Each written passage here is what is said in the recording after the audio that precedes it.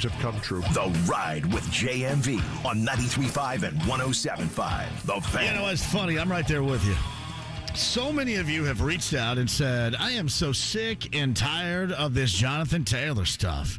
I'm absolutely worn out, exhausted. Now, I've done exhausting things before, and talking about the situation of an NFL running back would not be one of them. But I would agree with you. It's tired. And it's funny, whatever the resolution is going to be, is anybody going to be happy? You thought about that yet? I mean, think about it right now. In terms of, let's just say, Jonathan Taylor decides to stay, or he gets greased a little bit to stay. Colts relent a little bit. Taylor feels as if he has no other alternative than to stay and to play, not to just, jack around and try to get back to health so he's cleared or whatever all that crap's all about, right? No, seriously, to get there and to perform and to play, to help his team, but also to help himself. Do you think that you would ever, and I know this comes with production and success and winning, but will you ever feel the same after all this? Yeah, it's funny. The whole fan base is so splintered about it. And who knows, come, August the 29th, we may find out that cooler heads prevail, something's done, maybe he's traded, whatever. But is there an outcome right now through all of this, through you being worn out and sick and tired of the topic and the conversation? Like, I'm a co-host with Tony Katz, I think, every morning now, because every morning there is something to talk about regarding this. Literally, we signed off yesterday, and then Schefter brought in the hook that Jonathan Taylor's representation has been given the thumbs up by the Colts to seek a trade. Many of you out there believe that the Colts are doing that to show in this case where, hey, there's your market. How do you feel about your market? It's like one of those tests you take in math, right? Let's go back to 6th grade. You're in math class. You're taking a test. Remember all those assignments when you're in math and they say, show your work? Well, when you had a little bit of an edge, I'm not going to say what that edge might be, and you didn't show your work, and then the teacher goes back to show you the work. You need to show me the work for proof. And this is kind of what this is. I mean, they're going to show the work that, hey, as far as 3 teams may want you, maybe it's the Dolphins, maybe it's the Bills, maybe it's the Vikings, maybe the Bears have interest. But this is what you're worth right now.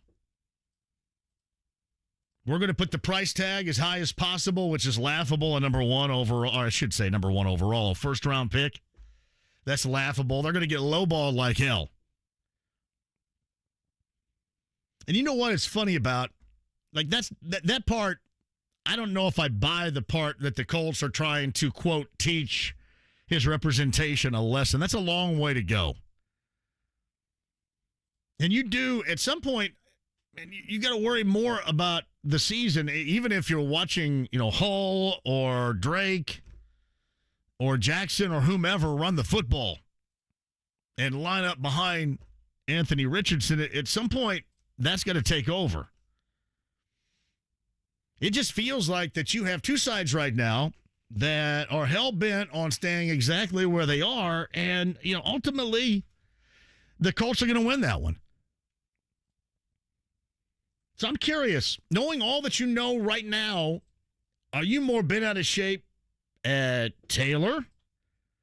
Because I think now it's more transformed from Taylor's representation to, well, if Jonathan Taylor could, read the room and do something about this or whatever. I've heard every single story. Or are you upset regarding the way that the Colts have handled this? There's so many different scenarios floating around.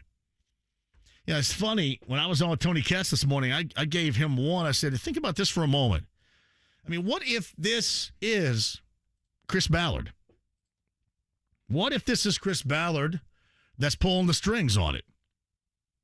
What if this is Chris Ballard because as far as non-essential playing positions in the NFL, he has been a huge fan in the past of extending those positions? Whether you're talking about left guard or a former running back, hybrid type of running back, or a linebacker. You know, all those positions, we've had this conversation numerous times that, of the value, why are you not concentrating on getting, wide receivers in here and then having to worry about paying them? Because he had a philosophy, right? He had a blueprint. That's how he wanted to build it. And it didn't work. It didn't work. He got 6 years in with one playoff win to show for it. And so incredibly lucky that he maintained his job status when basically 99% of others around the NFL in a similar position would have been gassed. Gone. See ya. So could this be a change in philosophy? Could this be Chris Ballard? I mean, he tried to say all the right things on Sirius XM radio, but everybody's kind of on board with these buzz terms of, I think, the world of Jonathan. We love Jonathan. Talk about the timing. We have to wait until he's medically cleared. And the problem is, with all of this, you can go back and say, well, Jim Irsay a month ago told Pat McAfee that Jonathan Taylor was healthy, so what's the problem? What is this issue?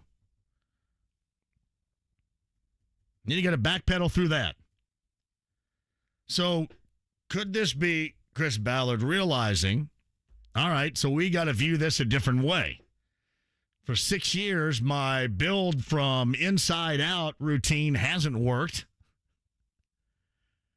And I'm going to go with the way that most of the rest of the NFL is going. Anybody buy that philosophy change? I mean, you're already stuck with the left guard. You're already stuck with the linebacker. I say stuck with, and you already traded the running back.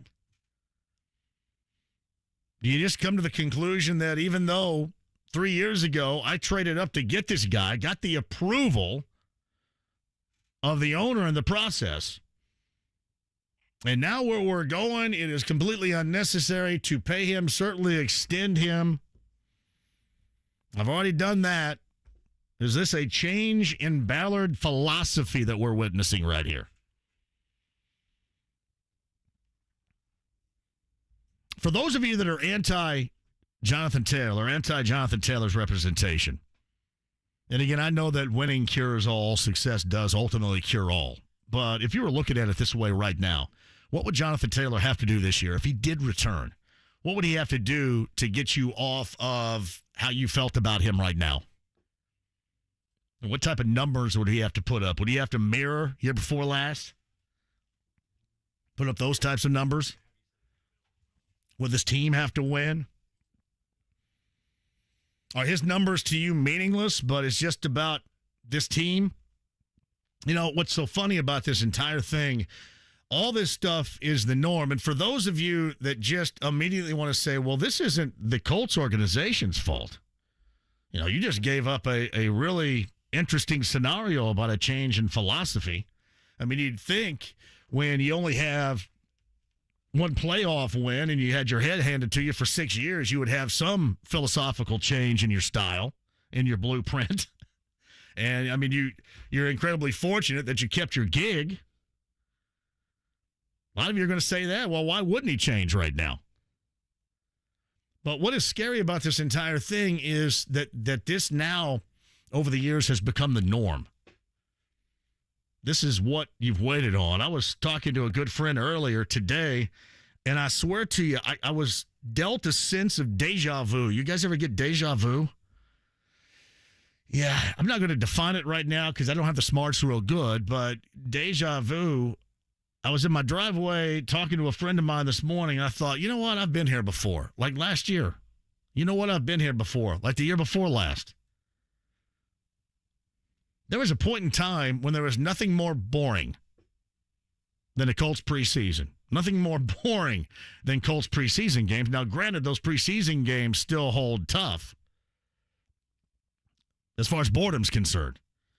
But you just kind of knew what you were getting. It was like, ho hum, we're just kind of waiting around until the real stuff starts. And really, once you got into the regular season, there was some of that too. There were times when you got matchups within your own division, and you're thinking, yeah, whatever. Yeah, AFC South, Houston, Tennessee, Jacksonville. We'll go there and run them. They come up here, we'll run them, whatever. But this is what, to me, stands out more than anything else. And I guess with that scope of deja vu that I encountered this morning is that this has kind of become the norm. Like yesterday, I started out the show. The last thing I want to start out the show about is really caring too much, the decision timing that the Colts made on not playing their rookie quarterback. Because you'd like to be able to say, yeah, you know what, that was just, they were, he's now going to start, obviously, and play in that Eagles game. And, he played against the Bears in a couple of practices. That's why they did it. But you know what? Everybody around here now jumps to what you believe is the whole screw job that's coming. The misdirection you're going to get, the sandbagging you're going to get. And there are a lot of things with this in the organization that has to change. You have to see a change on the field. And maybe that is starting with Chris Ballard. Maybe, again, that is a philosophical change that he has. It would stand to reason that somebody probably should with this an organization in mind right now. But there are a lot of other things. Just how things are done. How decisions are made. How do you come across those decisions? I know that a lot of this is not just a snap judgment, but oftentimes, like a decision on Saturday regarding your rookie quarterback, going through everything, up until the start of the game, everybody's seated, ready to go, and then, hey, he's not playing all of a sudden. You're not going to get the benefit of the doubt here for most fans. And that is something you're going to have to work back from. And at some point, you would hope that they start that. Now, I remember this. I remember the year that Luck came back. Remember, we talked about this, that first hit in the preseason he took. Bobby Wagner waxed him in Seattle, and he got back up, ran back to the huddle. Everybody felt really good, and that was like defining moment of he was back. And, you had that basic good feeling going in throughout that season. And that led to a playoff win. Got hammered in Kansas City, but so be it. You thought maybe this group was on their way again. And that was the time when the Colts came up with, wanting to, not announcing this, but wanting to be more transparent. And I know when you're talking about the NFL, nothing is more secretive than the NFL. I mean, you're covering mouths, you're using signals, you got cardboard cutout, you got all this crap going on to make sure you protect what is yours. And that is your own information. Completely understand that. And the Colts tried to, maybe we should let everybody in. That's when Chris Ballard started, bringing the media out, and this is what we're doing, this is what we're thinking about. And then you get, 3 years now into the future where we are, and nobody really feels any different about it. But all we think about is what has to change on the field itself. But there are going to have to be some philosophical changes, organizationally speaking, in terms of the owner. If the owner wants to be outspoken and wants to be the lead in terms of ownership in the NFL because he feels that he has matured into that spot, that's fine. But that does come with a great deal of responsibility. And again, defend the shield all you want, but make sure that your own house is in order first. I mean, that's most important here. Make sure that you're not constantly having, like when he talked on Saturday, when he was talking to Rick and Greg in the booth, we got to have Chris Ballard calm the waters. Well, how about not get the waters choppy in the first place? And then, by the way, Chris Ballard, I shouldn't say Chris Ballard did, but to calm the waters, you come out and do this, and that didn't quite calm the waters. All that kind of did was just raise the bar on all this other discontent that's floating around right now. I mean, you guys saw it a year ago. It was a clown show, and everything was blamed on that. But now this is like supposed to be a rebirth of sorts, and you're still kind of simmering in a similar type of clown show. Everybody's split right down the middle. Or not even split down the middle. I mean, really, it's splintered. And until that changes, I don't know how you're going to change what you have, your product on the field. The first thing you're going to have to do is you're going to have to be believable for the fan base here. And I think that's what we encountered with the conversation yesterday, coming off that decision on Saturday night, and then now moving forward. Like when somebody asked me, are the Colts just wanting to prove to Jonathan Taylor and his rep that they have no market value? And that's fine, but my God, that's a way. Who cares? Why would you even want to do that? I mean, if you're standing firm, stand firm. I don't think you need any tricks here. I mean, you have the upper hand. You don't need any tricks. That's why just continuously is silly to me. And when asked this morning, I said, you can take a look and you can blame everybody. Now, maybe one of these days we find out that is a part of a change. Again, that philosophy change of Chris Ballard. Maybe, all right, I'm going to go ahead and stand my ground here. Even, what was it, 2 years ago, the mantra was what? Run the damn ball, run the damn ball. Well, we're past that now. Throw the ball. Maybe run it, maybe throw it. Have your athletic quarterback run it or throw it or make a decision. But I just want to let you know there's more to do here than just cleaning up what goes down on the field. You got to clean up how you handle everything else. And that all ultimately meets in the middle. And then maybe you get back on course to get people around here to truly believe in the product right now. Let's face it, the juice around here right now is because there is such a mystery regarding Anthony Richardson. Without that, there wouldn't be much. But that's where you start. And I do want to get your thoughts. I have a JMV's Reels Rules I just put out there. You guys can watch that and answer some of those questions at JMV 1070 over the course of the afternoon. And, of course, we will meet in the middle right here at 239-1070. That's the first thing that struck me. So I hit at 5:08. I'm out. I'm out for about a minute, and then that news breaks. And while it's true, and you understand why, all it continues to do is splinter the fan base here that has a great deal of non-believing within the organization, both product on the field and decision-making off it. Both are incredibly important to change. One does not come with you without the other. All right, we can talk about that if you like. I have plenty of room. And the other thing is, I don't want to hear from you if you're going to say, hey, what this does is drive your numbers.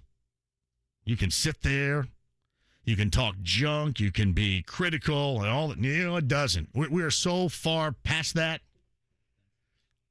I can tell you this honestly, and I will tell you this from my heart as I always do. I never have to tell you I'm telling you the truth because you already know. Only the insecure out there have to continuously tell you, hey, I'm telling you the truth. Why? Because you don't believe that they are in the first place. With me, I never have to answer that question because you know. But this is where it starts right here. This is where it starts. How you feel, and then moving forward. And everything needs the once-over. And that is the truth of it right there. Yeah, no matter what ultimately happens as an end result with Jonathan Taylor, if he plays, if he doesn't, if he's traded, and no doubt. You believe some of these deals people think they're going to get for Jonathan Taylor? My God, they're going to get so lowballed. They set it at a number 1, and I'm sure that was, obviously, hey, this is what it's going to take, and that's going to scare a lot of people away. But some of those are still going to dig in. I'm assuming Miami probably looked at it and said, hey, here's a couple of different things, nothing really overwhelming. Why would you? Why would you from both sides? Because the Colts are in a spot, even if they're in a spot of strength right now, but Jonathan Taylor's in a spot, he's on the PUP. If he hasn't been cleared medically, then, why in the world would you think about, what's he come off PUP and then get traded right after that? But I'm with you. This whole thing just wears you out. And people think the negativity is what drives ratings and drives the show. It isn't. It is not that at all. It's what brings you together. It's what makes you excited about the product. Is why, you want to FaceTime or group text with your friends and talk junk to those that aren't Colts fans, because you have been talked junk to forever. Now, success, winning, that's what brings the numbers. I mean, the best numbers ever around here, even before I got to this station during the Manning era. I mean, great numbers. Because everything was chill, and there was a high level of expected success. That's what drives the numbers, not the negativity. Not coming out and wanting to complain about how they didn't announce, who was starting at quarterback until everybody got into Lucas Oil Stadium on Saturday. Or not about, all right, so, what is going on here with Taylor? Why this now? What are the Colts trying to do behind the scenes? They want to show Taylor and his reps his real worth, his real market value. I mean, none of that crap. And I can tell you about Jonathan Taylor sitting here. I know you guys are sick of it, and I'm equally sick of it.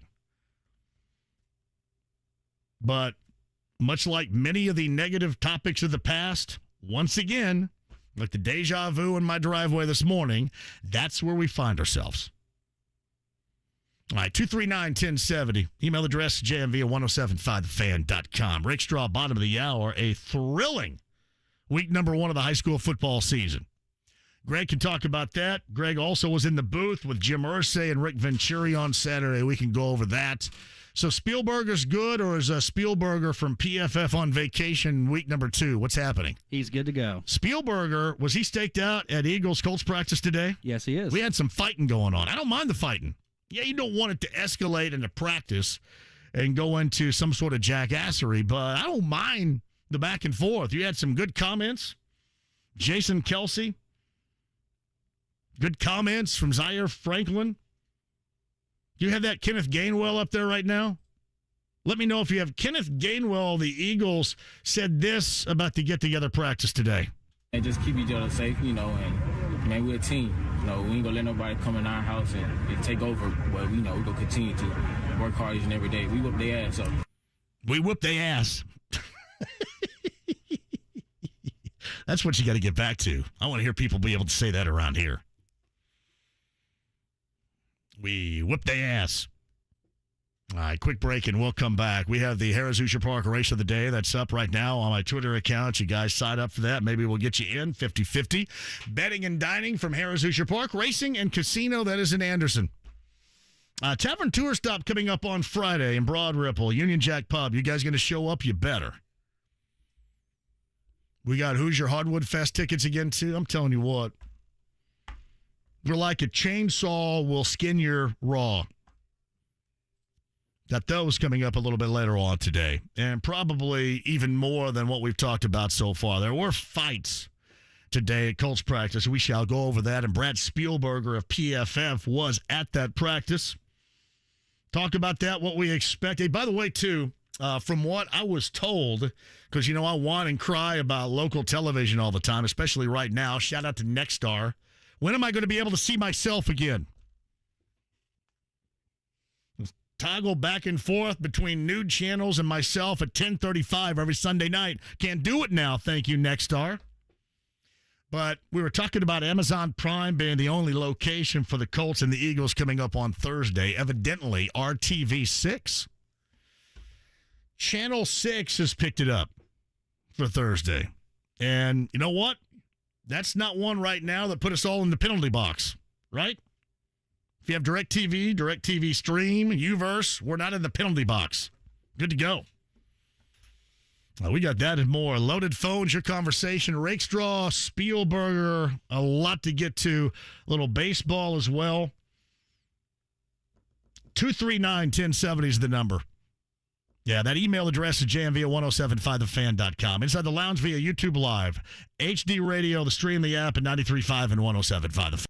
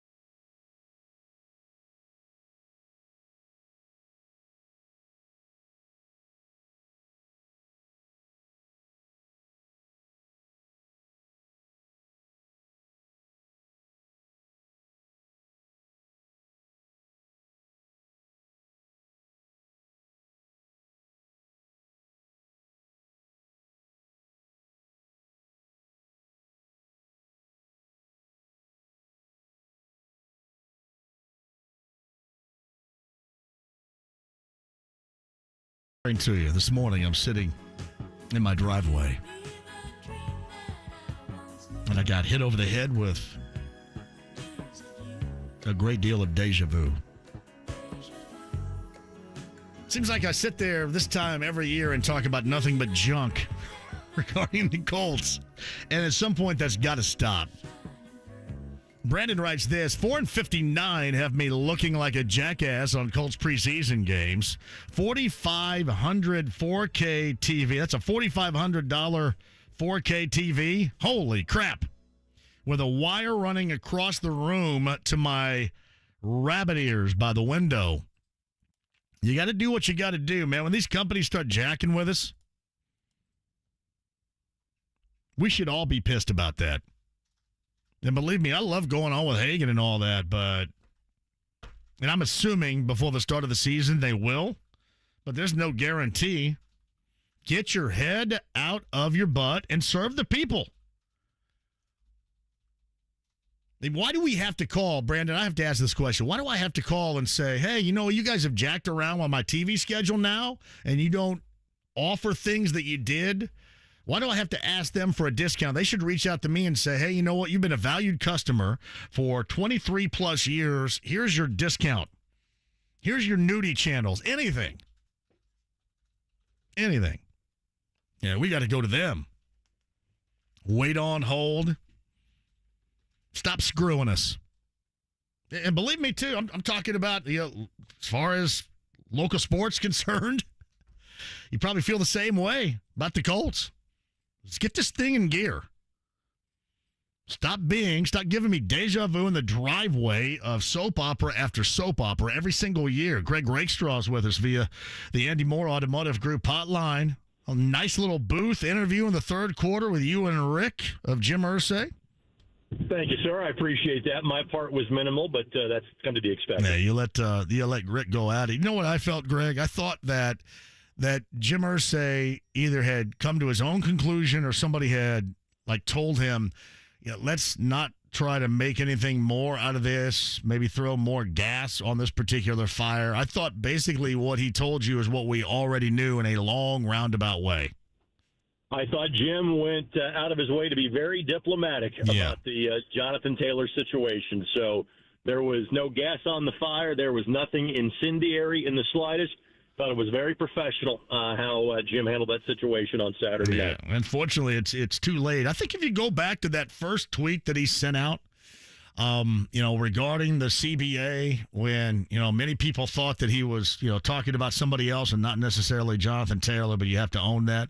Do you think we're still ultimately in this same spot, or did this all really start a fire from that tweet moving forward? Do you still think we're right here at this moment where we are right now, with or without that? I think we're at the exact same spot because, I think there are two things that are possible here.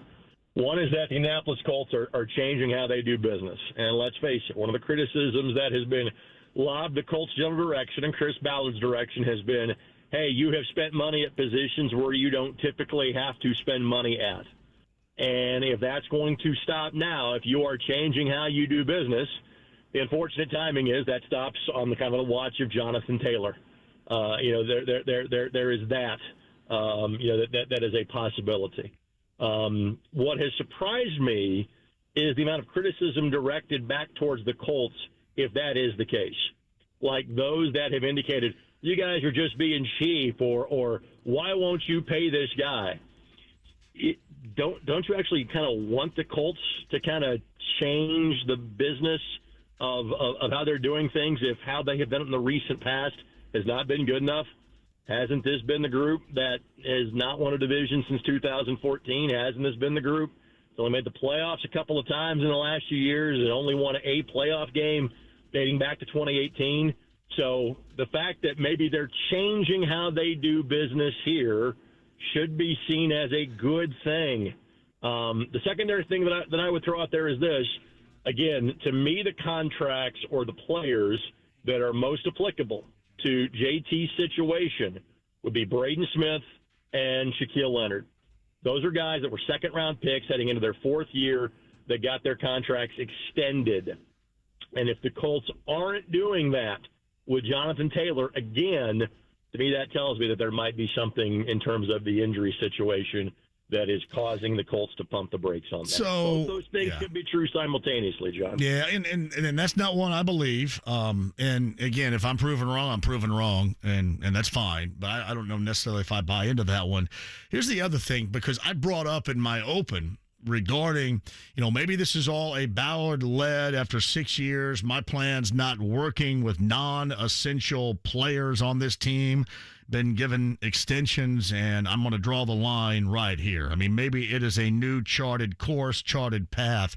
However, I would also say you've already screwed up the course so badly, and especially going into this year, if you're going to extend somebody or give somebody more than you deem right now, positionally speaking, they should be requiring, it wouldn't be skimping on that position given your quarterback situation. Because to me, even though you're going in the right direction, to me, that's the wrong decision to make.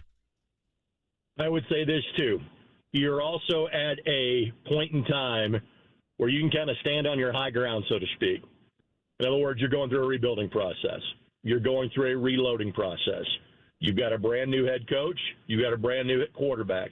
Is the quarterback helped by Jonathan Taylor being on the field? Absolutely, he is. He would be.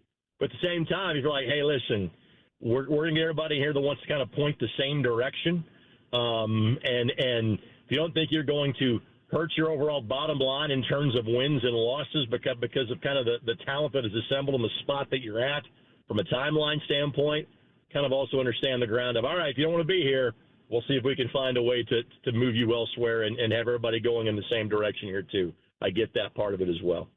It's Greg Rakestraw with us via the Andy Moore Automotive Group hotline. I didn't want to switch gears, not everything NFL and Colts driven with you right here, because I know a lot of people want to talk about week number 1 of the high school football schedule. What'd you get out of that? Any make as far as what you thought up and down the state of Indiana in terms of the start Friday?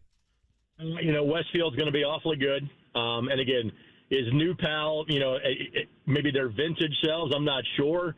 But I would say, and that is the difference in a very good 4A team in New Pal and a very good 6A team in terms of Westfield. You could say something similar in terms of kind of the Noblesville Mount Vernon game. I wouldn't be sweating Center Grove losing to St. Edward, but at the same time, a major tip of the cap to Ben Davis going to Cincinnati and beating Moeller. And maybe it's Ben Davis that has the best chance of anybody in the state of beating Center Grove this year. That game would not happen, I want to say, until the semi-state round of the tournament, that those two would then see each other again, because they're not going to play in week number 4, because Ben Davis opted not to play Center Grove because of the ability to play IMG in week number 4. But Ben Davis had a huge win.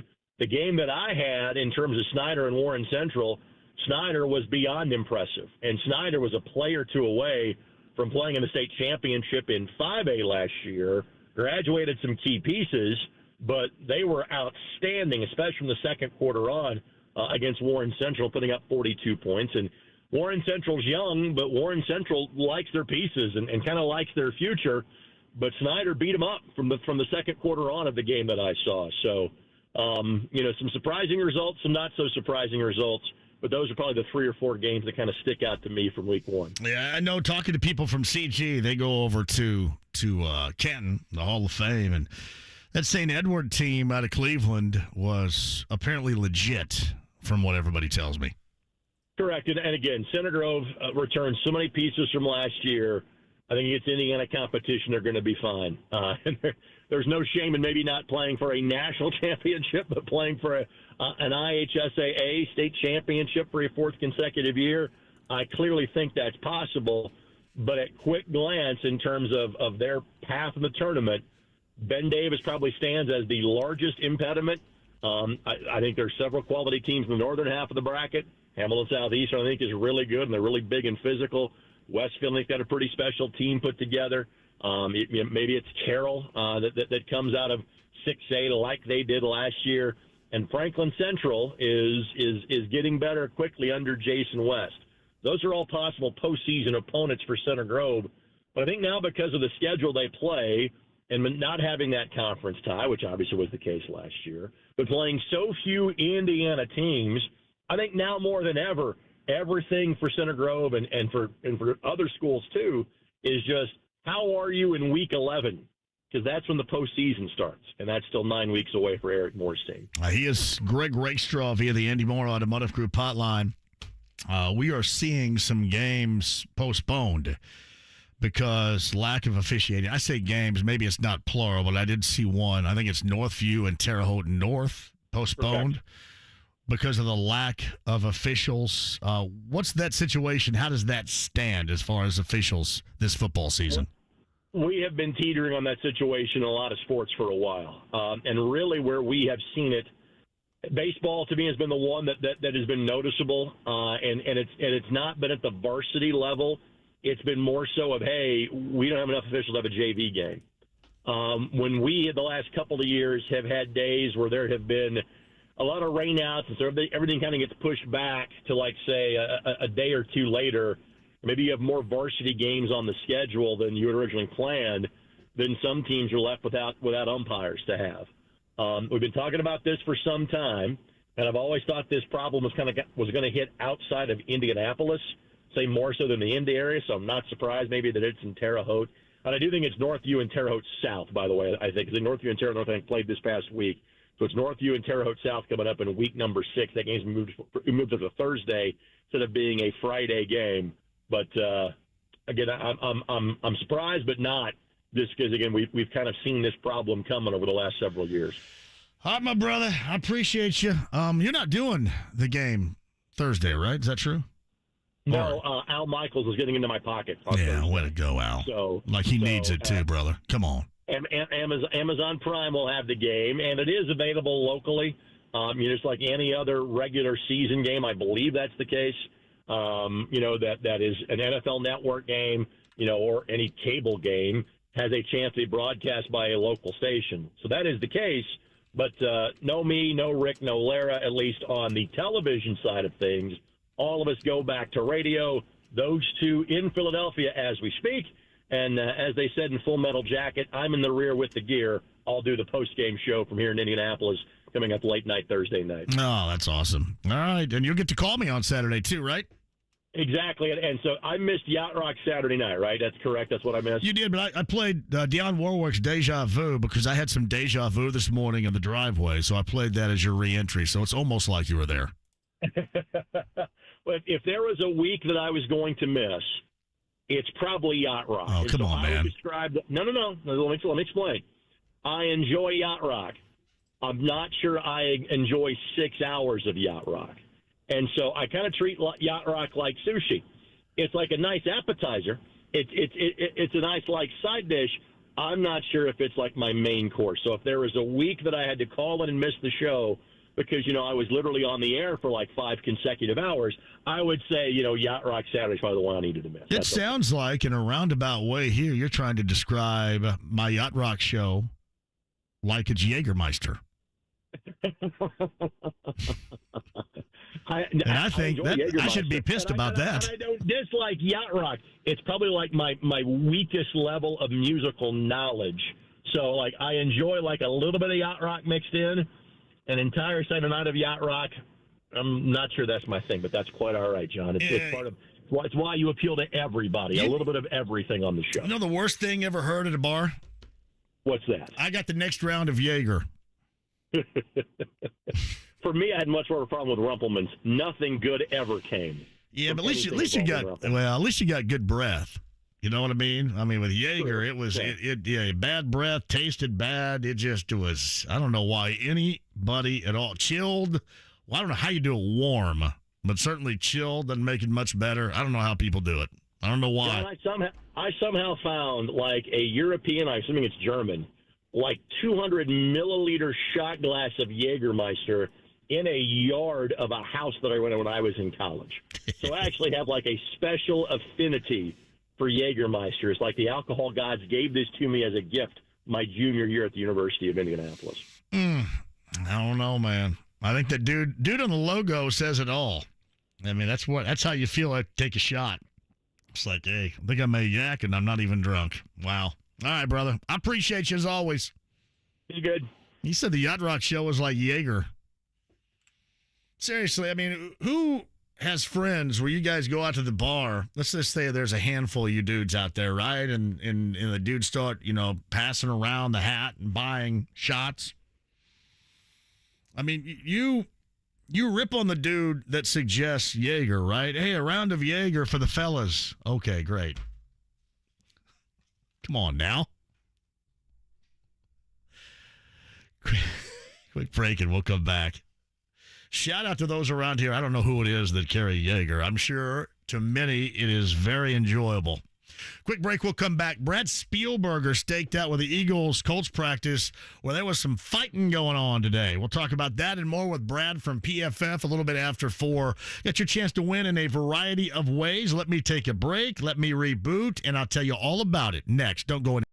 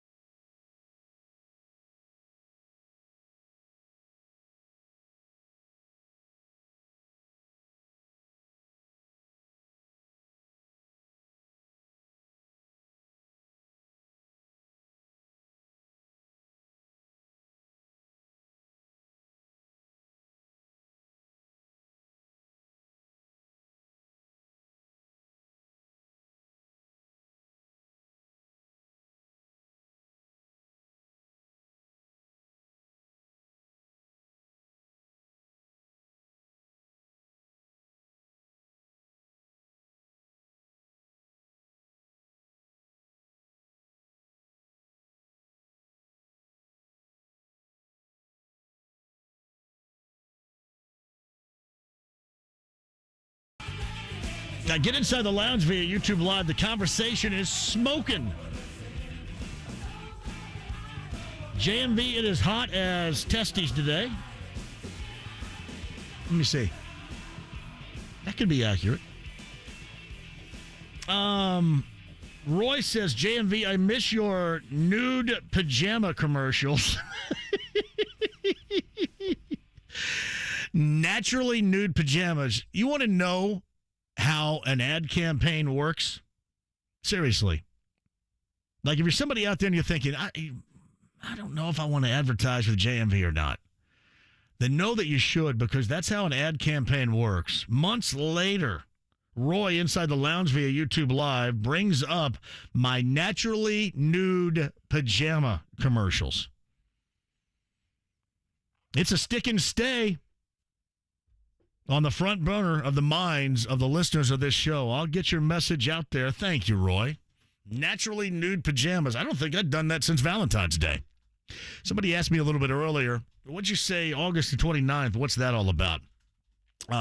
Final roster cuts, players, active PUP list. You got to turn that in, right? Or you're moved to the reserve, physically unable to perform list, which means you're going to miss the first 4 weeks. So that's why I brought up August the 29th a little bit earlier. It wasn't just a random date.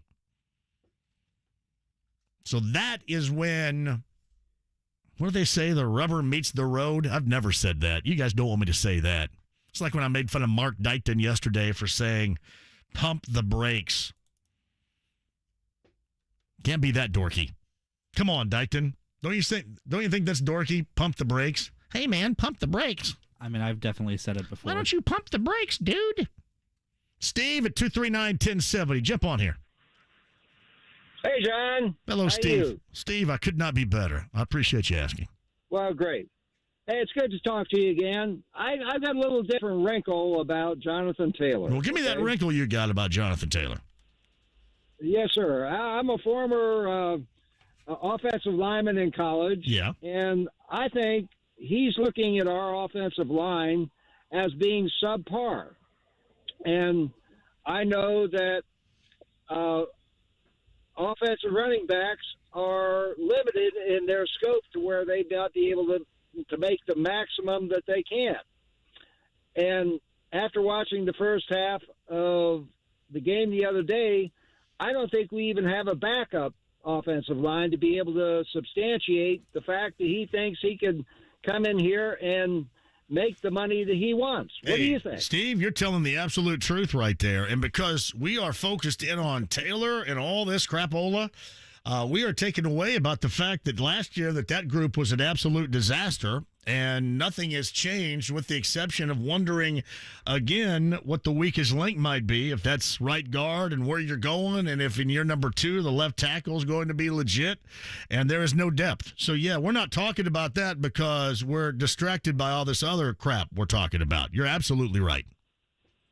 And you know, the thing that I'm upset about is because I'm a big Gator fan, and we have Anthony Richardson. This poor guy is going to be left out, you know, to just go by the wayside, because I don't think we've got an offensive line that's going to be able to protect him, even though he's got the physical skills to be able to gain us yards on the run.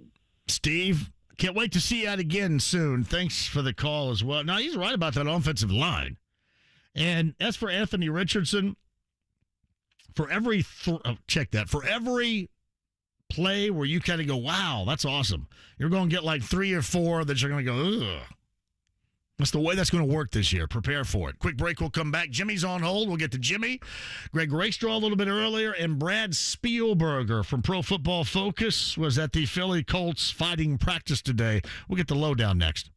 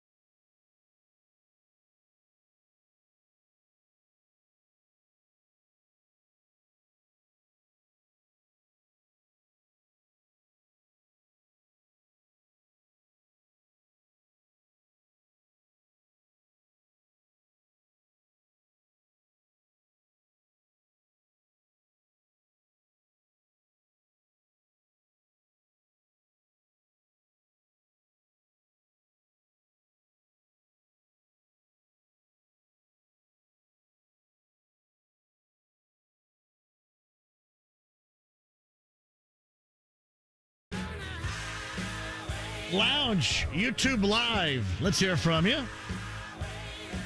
Did you know that you can get inside the lounge via YouTube Live and participate? You can be a 100% jackass, too. I wouldn't advise it, but you can be if you want.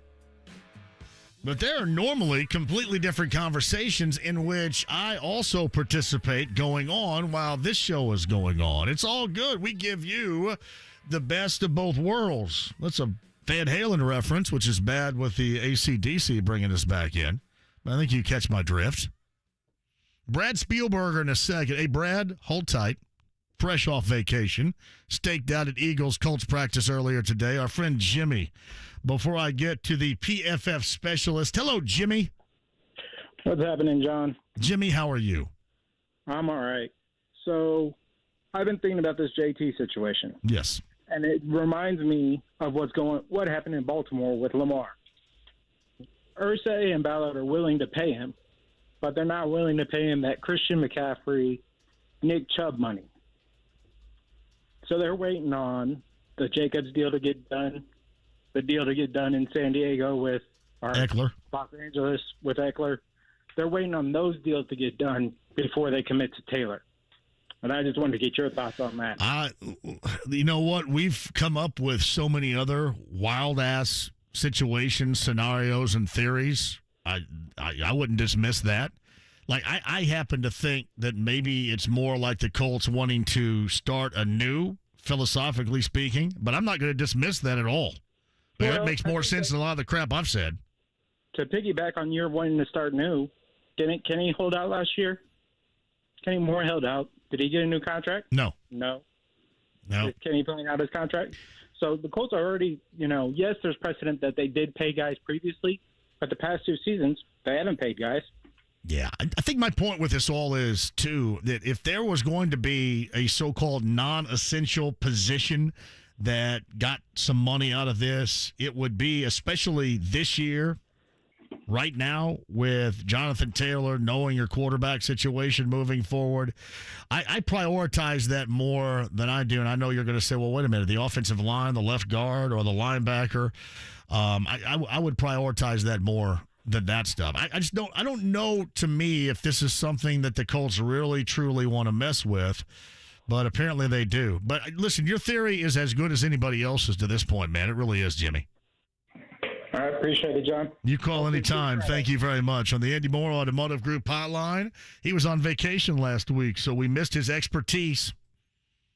PFF specialist on absolutely everything. It is Brad Spielberger with us. So you got a pretty good fight that you saw earlier today. Is that accurate? Got to see a great fight, yeah. There were a couple chippy snaps, a couple late hits, and things of that nature, and then it finally boiled over when Zaire Franklin, I believe it was, hit Kenny Gainwell, the running back for the Eagles, a little bit late, and Jason Kelsey, came over and demolished Zaire Franklin, which led to a benches-clearing brawl, probably 150 guys, middle of the field. It did break up pretty quickly, obviously, with Shane Steichen and Nick Sirianni. There's a lot of mutual respect there. But they called practice early, and I think that may have been a good idea. So did Kelsey cheap shot Franklin? He himself said he did, so I'm comfortable saying that. You're good, okay. Yeah, he came back out and spoke to the media afterwards and said, he's known as a fiery guy and a passionate player, but thought, it was nothing he's done before in practice. He was ashamed with himself, is what he said. He did call it a cheap shot. Not something he was proud of by any means. And Brad Spielberger of PFF at Colts and Eagles practice earlier today. Before we start in on what you witnessed outside of this particular brawl that closed practice today, can you tell, just the eyeball test alone, just how much more talent one side has than the other side does in watching this practice today? Sometimes you can. I would say with certain position groups you could, and we'll get into it a little bit. I think, the Colts secondary battling with Devontae Smith and A.J. Brown certainly went in the Eagles' favor in that regard. And, I think Michael Pittman and Alec Pierce and those guys made some plays as well, but just not to the same degree against a pretty talented Eagles secondary. So, I don't want to say like it was drastic or it was this, massive difference, but in short, yes, you can. I went to go see the Giants a couple weeks ago. You can tell to a degree kind of where the talent line falls sometimes. Yeah, no doubt about that. All right, what are some of the things you noticed from a Colts standpoint, both good and bad, that popped for you today? For sure, yeah. So I'll start with the positive. The biggest positive, really for me was Juwan Winfrey. And I thought he played very well against the Bears this past Saturday. He was, I don't want to use the word dominant, but he was getting open pretty regularly, making a lot of nice plays, contested catches over the middle, out wide, on well-thrown balls, on poorly thrown balls. And he was letting the defense hear it pretty much the entire time, was really getting after it, being passionate, but in a good way, right, in a positive way. He really stuck out in a positive manner. And then for the negative, like I said, there were a bunch of one-on-ones, but also even in 7-on-7 and 11-on-11, where, A.J. Brown, and look, he's obviously one of the best wide receivers in the NFL, but was basically unguardable. And if Jalen Hurts or whoever, Marcus Mariota, Tanner McKee, wanted to look his way, he probably was going to come down with it. Devontae Smith had a couple contested catches, leaping, back shoulder grabs that were, I wouldn't say easy, but it was really him or nobody coming down with it. So I think you just saw a comfort level in Philadelphia throwing on these corners on the outside because they knew it probably was going to be a completion. You make the argument, Brad, at PFF that Philadelphia has the best top-to-bottom roster in the NFL to start this season? I don't know if I would go that far. Certainly in the conversation. But I do have some question marks about, look, their secondary, the two starting outside corners are great players in Darius Slay and James Bradbury. And they're both coming off of All-Pro, Pro Bowl seasons. But, both 30-plus. Have been healthy for a very long period of time. The safeties are brand new. Some holdovers of a guy like Reed Blankenship coming from last year. The linebacking core is brand new. So, they are very good. There's no question about that. But if I look across the landscape of the NFL, I think a couple AFC teams probably rise above it. Just have fewer question marks across the entire roster. But yeah, they're comfortably in the top 3 or 4 teams. It's Brad Spielberger covers the NFL for Pro Football Focus with us every Tuesday right here on the Andy Moore Automotive Group hotline. So we know that Anthony Richardson is going to start at quarterback in that game on Thursday, that final preseason tune-up. What are the Eagles doing as far as their starters in that game are concerned? Has that been announced yet? It has not been announced. It's a good question. I would imagine after today we might see some of those guys not play. It really was kind of we've seen in the past couple of weeks other teams where there were some scuffles. They then went ahead and didn't really play starters in the game to avoid any sort of altercations, things of that nature. But the Eagles historically really have not cared about the preseason. They actually put a lot of weight and stock into these joint practices and then rest a lot of their starters. So I would be surprised if we saw, Jalen Hurts, A.J. Brown, Devontae Smith. I don't think we're going to see those guys. It's Brad Spielberger who's with us. The Colts side of things, and obviously Anthony Richardson, not a lot of history here to go on. You really just kind of got to watch him in the moment and, size him up where he is and where you expect him to be. What's your thoughts about him being the starter in week number 1 and moving forward toward that opportunity in the next under a month now, that first game of the regular season? How do you think his response, his reaction is going to be in that first start? Yeah, I was a bit surprised he was named the starter as early as he was. I really just thought with Steichen bringing Gardner Minshew over from Philadelphia that it wasn't a random backup, a random bridge to the future, but a specific guy he had in mind to come in, maybe start for a month, and then hand the torch to Anthony Richardson. But, I like it. I think realistically the easiest way to learn is on the job. His lack of reps is, his biggest weakness or deficiency, and you can't replicate that as much as you'd like to in a practice or whether it's a joint practice or not. So might as well throw him into the fire, see what you can get out of him. And I think he's going to respond very well. I do. I think he is a very composed guy. In some of the areas where you do have worry about college quarterbacks transitioning, I think he excels at. For example, he does not take a lot of bad sacks, and that'll kill drives. That'll put them in 2nd and long, 3rd and long. It's one of the best skills he has in his entire toolbox is not doing that, either taking off with a scramble or getting the ball out of his hands. So I think he's going to be fine. I think it's going to be, of course, some growing pains. You'll see some early defenses show him some looks that he's maybe never seen in a live NFL or live football game. But I think he's going to be up for it. I really do. So how do you think this Colts team, let's just, again, you're going to have to visualize this on your own. But to me, not having Jonathan Taylor, a productive Jonathan Taylor, a healthy Jonathan Taylor, a part of this is going to be so incredibly detrimental to the point in which I don't think right now Colts fans truly understand. But when you look at the rest of that offense from what you saw today and what you expect, how much do you believe the tutelage, the production that Taylor could add to this if he were able to, if the two sides came together, if healthy, how much of this is going to be missing in the growth of this rookie quarterback in Indy? You know, it is a lot. I really would say that because I think it just causes defenses to respect him so much. You'll probably get some more stacked boxes, so you get favorable coverage looks for Anthony Richardson. I also think, you know, using Richardson's legs is a huge part of the equation here. And if you can have, you know, zone read and do different things where defenses are trying to account for, is Richardson going to take off? Is he going to, you know, toss it to Jonathan Taylor? I mean, that's how you truly weaponize that backfield and two of the better athletes with the ball in their hands in the entire NFL. So, yeah, it is. It's going to be a detriment. I like Evan Hull out of Northwestern. He's a good third down back, had some good snaps today. You know, Kenyon Drake, obviously a solid veteran, bounced around, but those guys are not in the same class as Jonathan Taylor. And I do think it is going to kind of hamper his growth a little bit early on. So Brad Spielberger of PFF on the Andy Moore Automotive Group hotline. So what do you think happens? What do you think the market is out there right now for Jonathan Taylor as his representation is, you know, looking over with a broad stroke, you know, all these so-called opportunities? What do you think that market is? What's his value, especially if you trade him and what that team's going to have to do to, I imagine, extend him coming off of that trade? Where's that market value right now?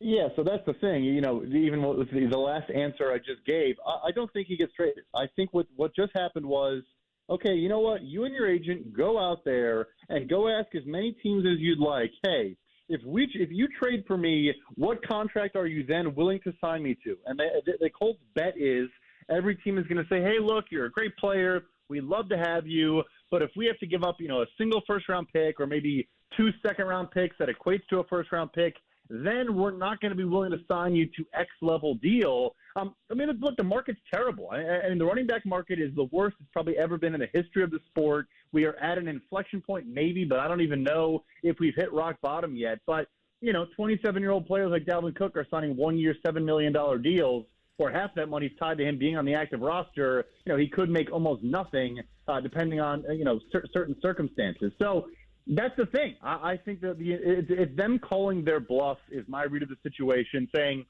you think we're playing hardball, you think we're being unfair, go find someone else who's going to pay you the deal you want on top of the draft picks. You know, good luck to you. I don't think the team is out there that's willing to do that. All right, look at Miami.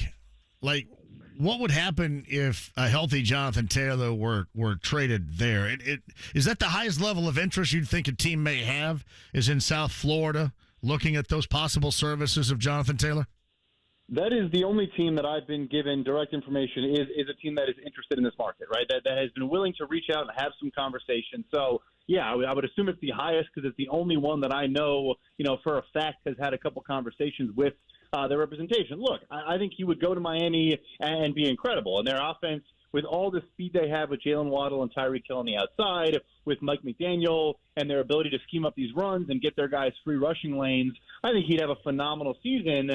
But again, you go back to, look, that is one of the more expensive rosters in the entire NFL. They haven't had draft picks for years and still don't have a couple of their picks going forward. Is that team going to give up 2 second-round picks and then give Jonathan Taylor, you know, 4 years, $60 million, whatever? It's just very, very, very hard for me to envision that happening. All right, so it has been suggested the Colts want a first-rounder in return, and you and I both know there's no way in hell's half acre that's ever going to happen. What is the reasonable return if the Colts were to trade him right now?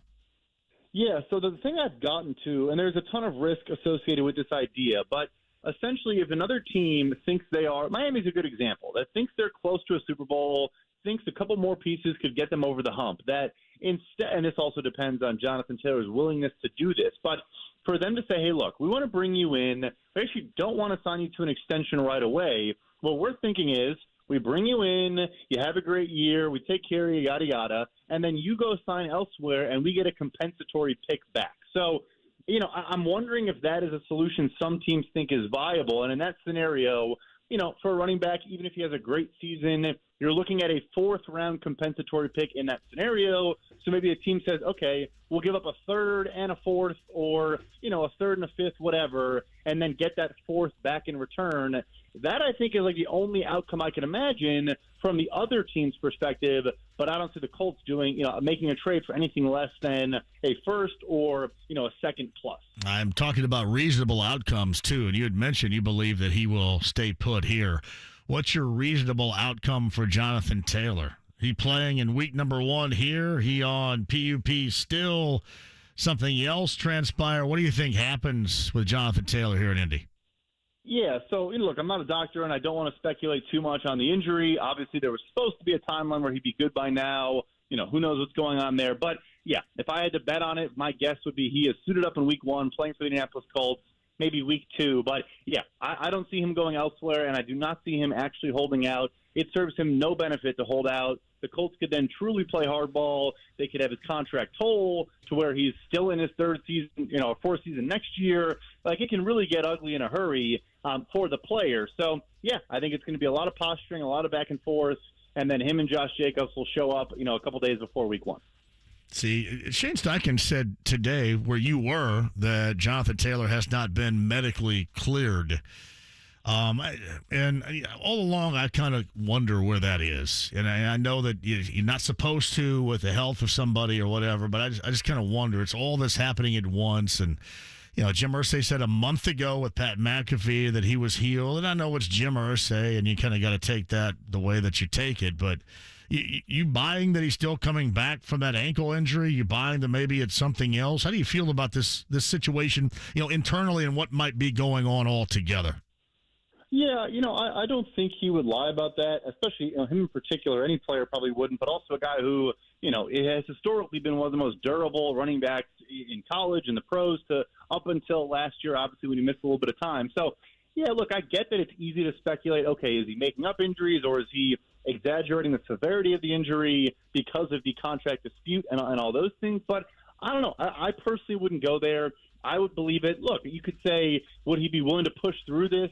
If he had a big contract, maybe, but that's the NFL, right? And I think, unfortunately, a lot of people say, okay, well, a guy should play through it. We paid him a lot of money. He should, tough it out, whatever. Well, if he's not paid, he probably shouldn't tough it out. He probably should worry about himself. So I don't want to speculate. I would imagine, I would imagine they're not making up an injury. Well, I've speculated enough for the both of us, Brad, to be quite honest with you.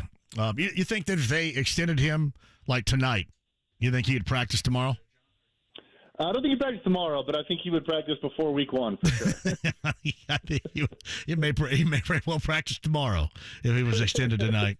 Hey, what are you writing about? What are you doing for PFF, Brad? I mean, I know you're on vacation, so you got to get that out of your vacation mind and get down to business. What do you got?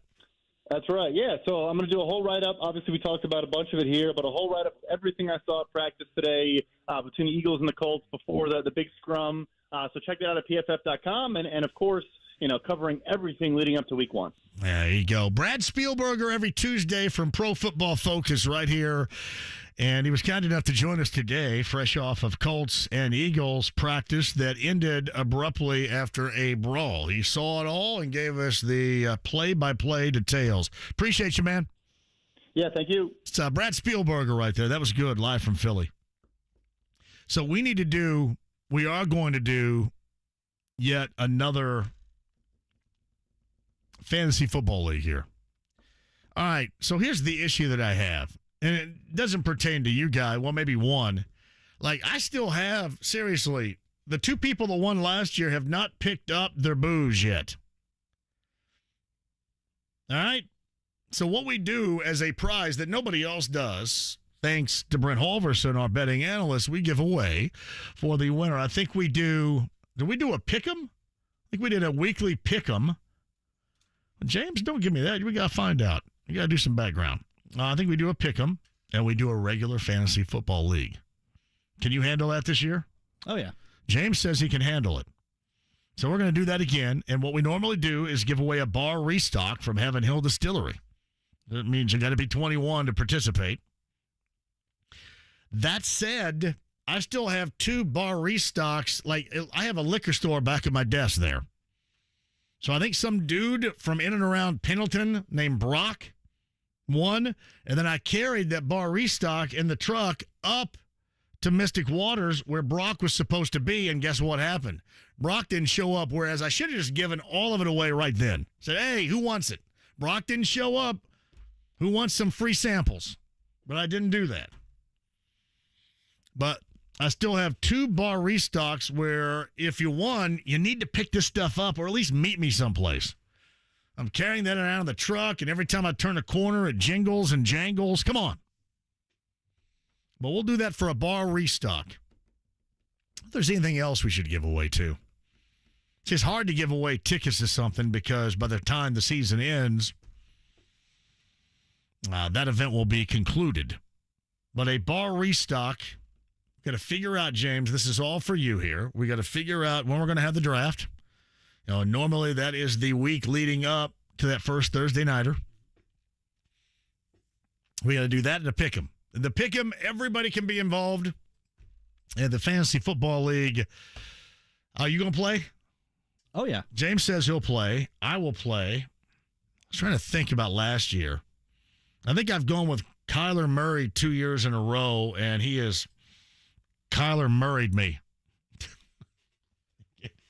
I think the season ended last year with Kyler Murray, much like he looked last week wearing that outfit of sorts. That's how the season ended. But a pick'em, and we'll do a fantasy football league for a bar restock. And if you won a year ago, man, pick up your stuff. I won't mind, but, man, it's way too tempting for people past my desk, and it looks like a liquor store and like a high dollar, like a bourbon high dollar one here. Yeah, it's not like, you got to bend down and there's a bottle of Dark Eyes laying on the floor there at your feet. No, this is legit here. So I got to get those winners, and I know Brock has won. So, Brock, I'm going to be up Mystic Waters the weekend after this, and I'll bring it with me. And if you don't pick it up by the end of that weekend, I'm just going to give it to everybody there. So how we want to do this, we want to do this on the phones. We want to do this. We'll figure that out. But another fantasy football league and another pick'em. 2 bar restocks up for grabs this 2023 NFL football campaign. You guys down with that? No, we'll do it. Now, James, this is all you. I'll stay out of it, right? That's fine with me. I'll stay out of it, so you know. All right, quick break, and we'll come back. What Shane Steichen had to say about today's practice. What Shane Steichen had to say about Jonathan Taylor. Here's a hint, not much. Come back with that. Your calls on the other side. In fact, I think we're free the rest of the way. We also have your Harrah's Hoosier Park Race of the Day coming up. That's 50-50 betting and dining from Harrah's Hoosier Park Racing and Casino in Anderson. And the Hoosier Hardwood Fest. If you like wood, wood is good. Your opportunity to win those a little bit later on. Me, you, rest of the way. Inside the lounge via YouTube Live. The conversation is hopping. The stream, the app, and HD radio sounds really good. 93.5 and 107.5 The Fan. Back with you now.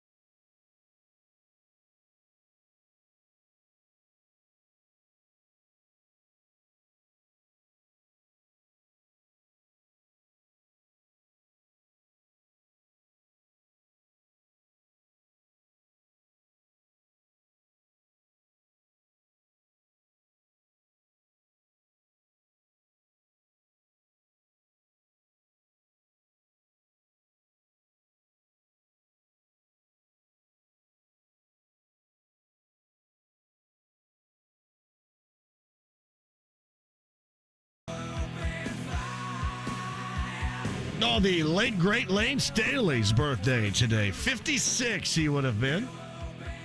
One of the great rock voices of all time right there.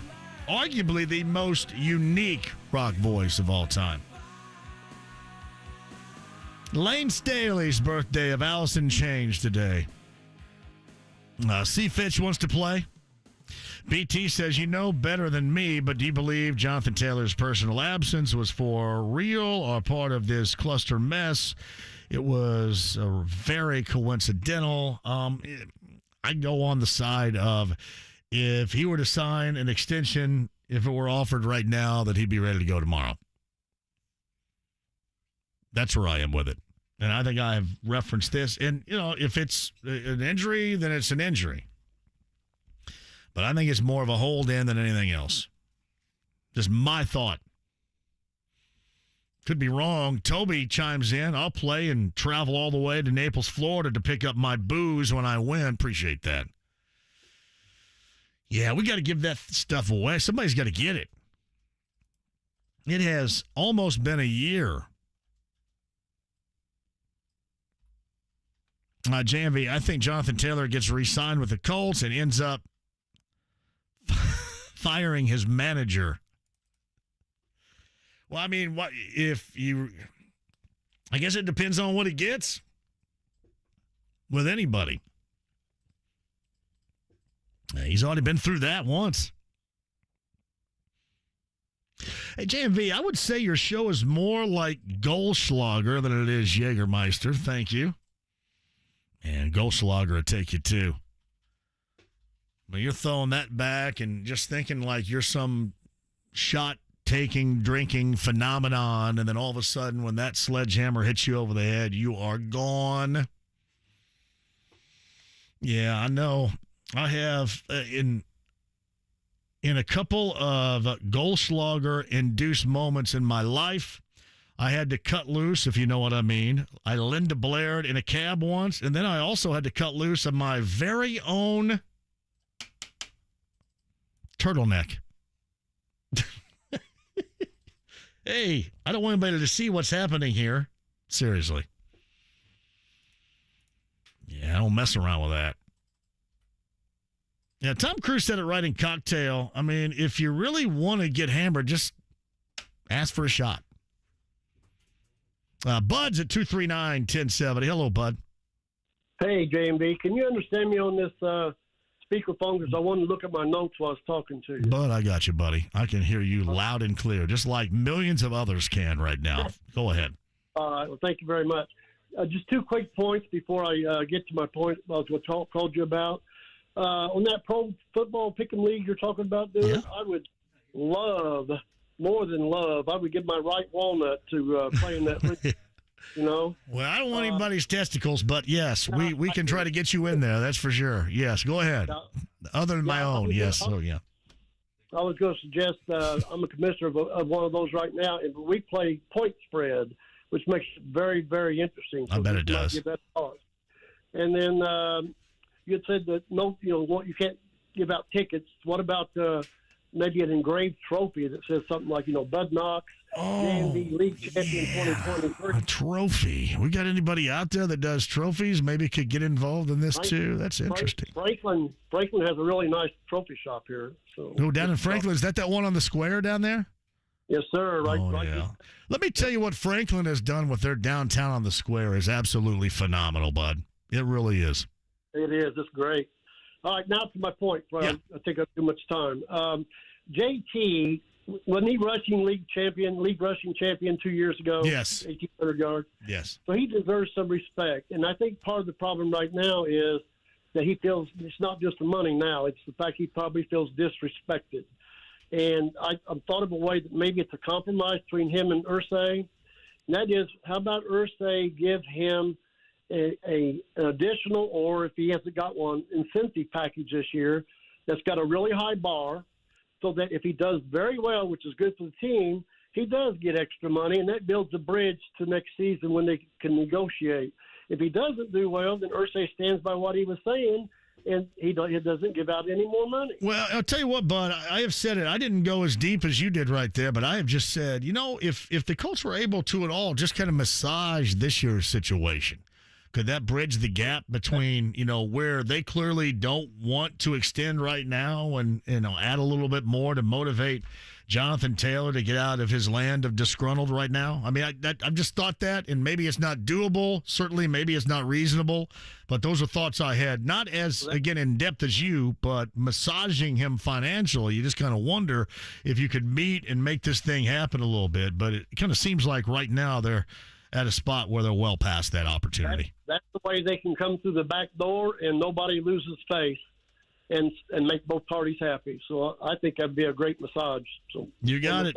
Bud, you call anytime from Franklin, Indiana. I love the square down there. I love that little concert venue they have in the park, too. Hey, don't forget about me on that Pro Pick'em League. I'd really like to play in that. I don't know how you're going to do it or how I could get involved. Let me tell you, Bud. Yeah, you call back because, hey, remember this, James. Thank you, Bud, for the call. Bud, anybody that has notes when he makes a call, that's rock solid in my book, Bud. I don't think we've ever had a Bud in our fantasy league, much less, I don't know if a Bud's ever called the show. I don't think. Any Buds? Bud Black's never called. Major League Manager. Bud Fox has never called. That would be Charlie Sheen from Wall Street. Bud Davis has never called from Urban Cowboy. That's John Travolta.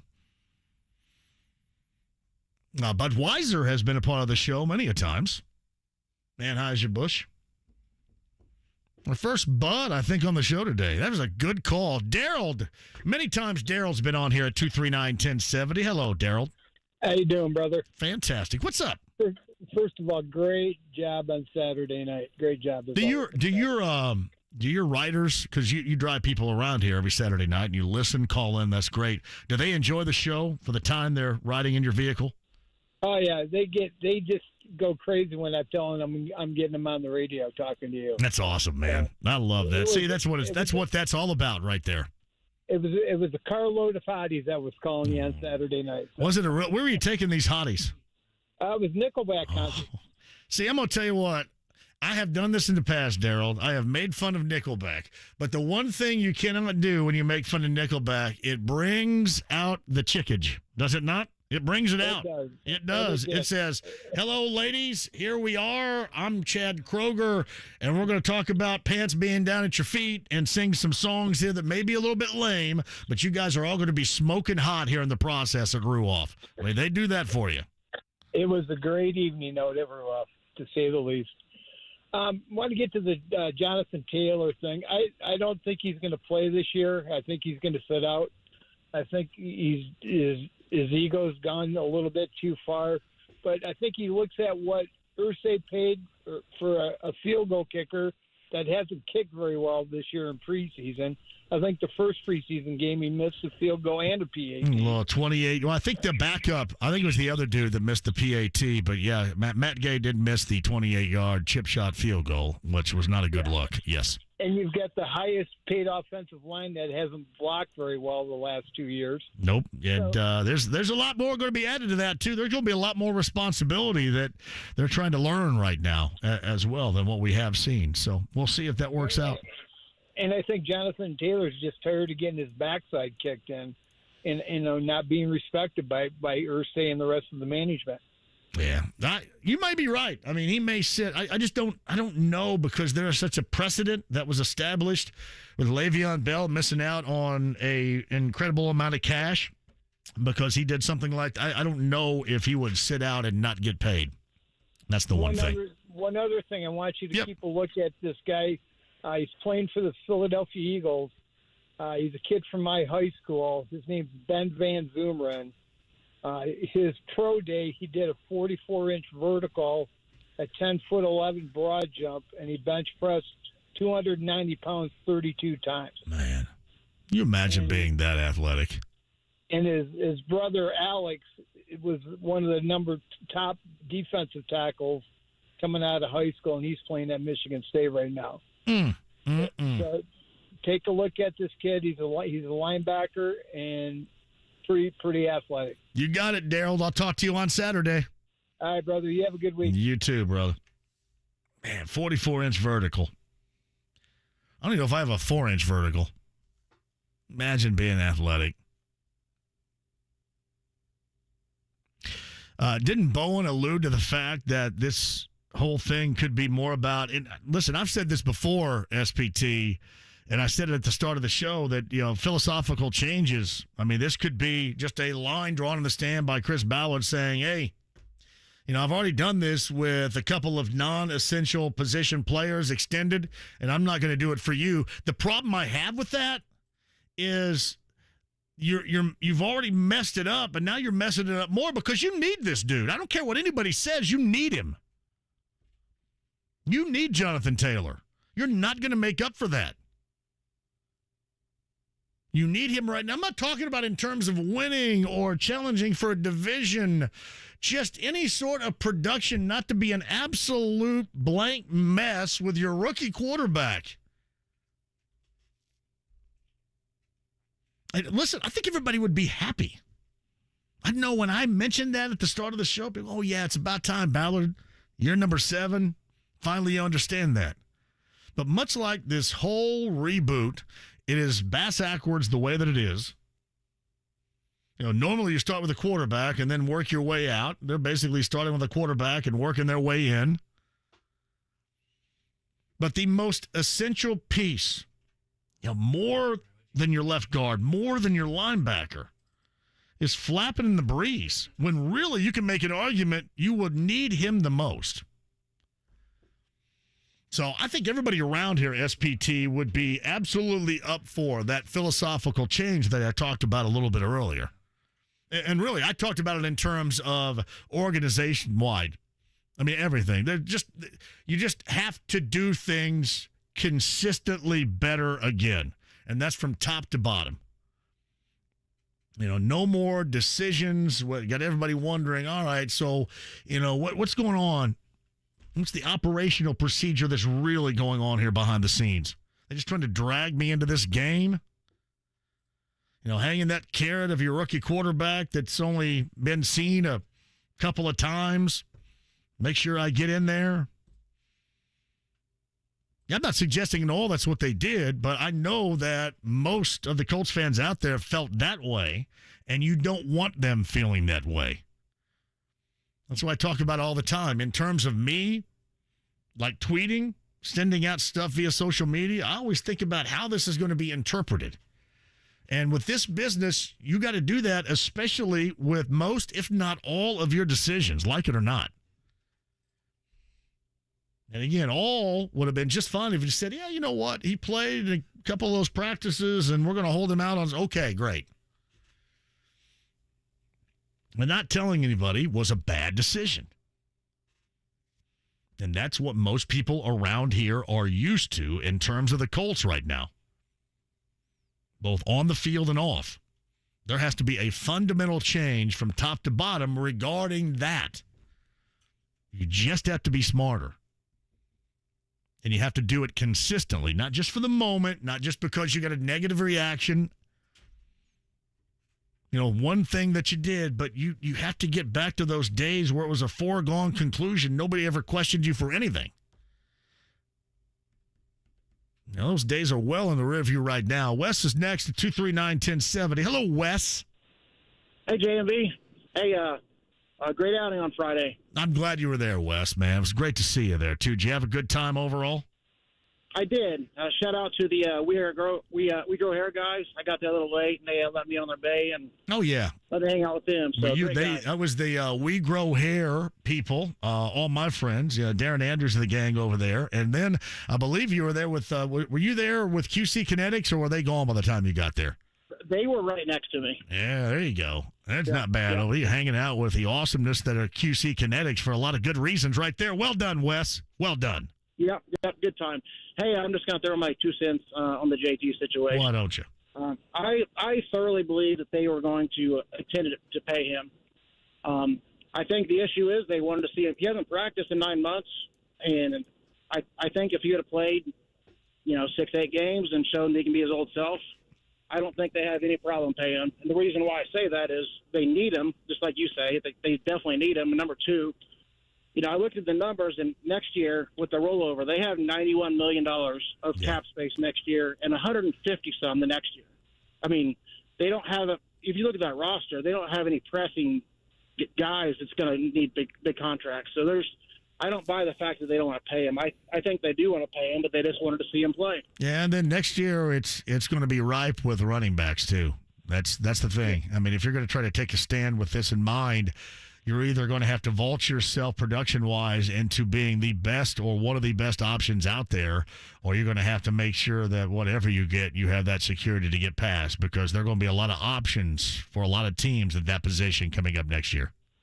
Yeah, and I think Ballard getting burnt a little bit because, you think about the big contracts he's put out with Leonard, who just couldn't play, and then, Nelson, who didn't play,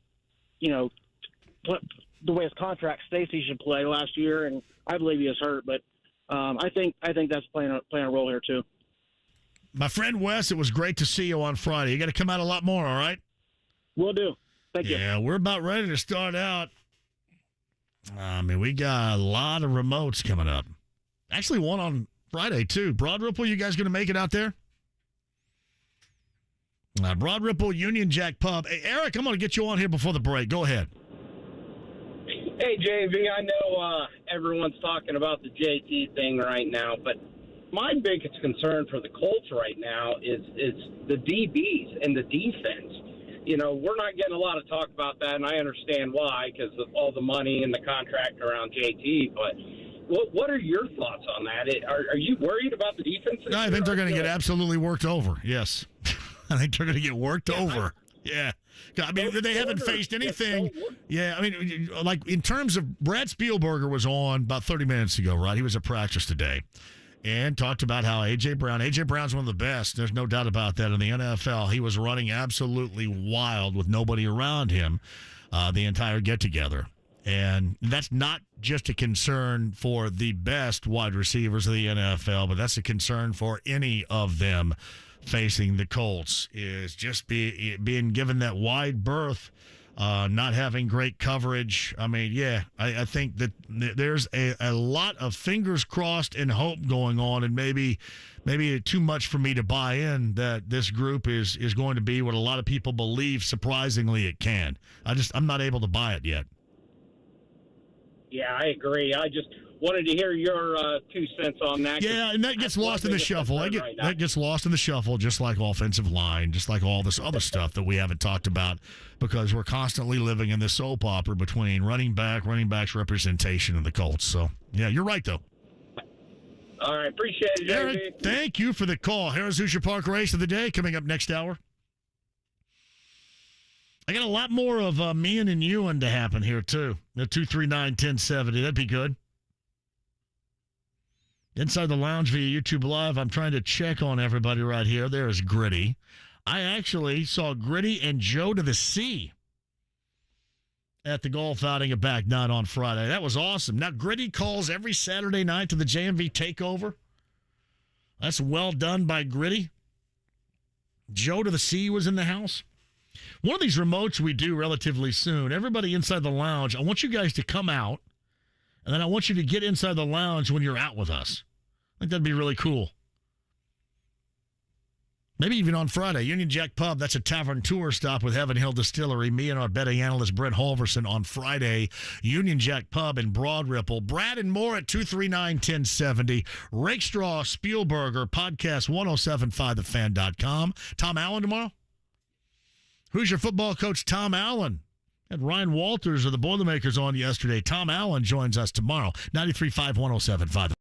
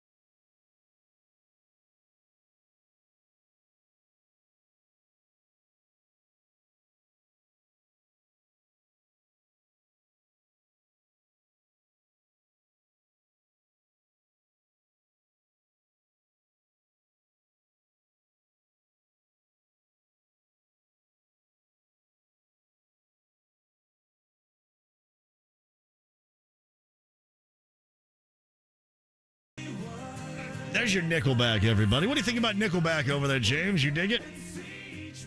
I can't say I'm the biggest Nickelback fan. I, like everybody else, kind of jumped on them and endlessly made fun.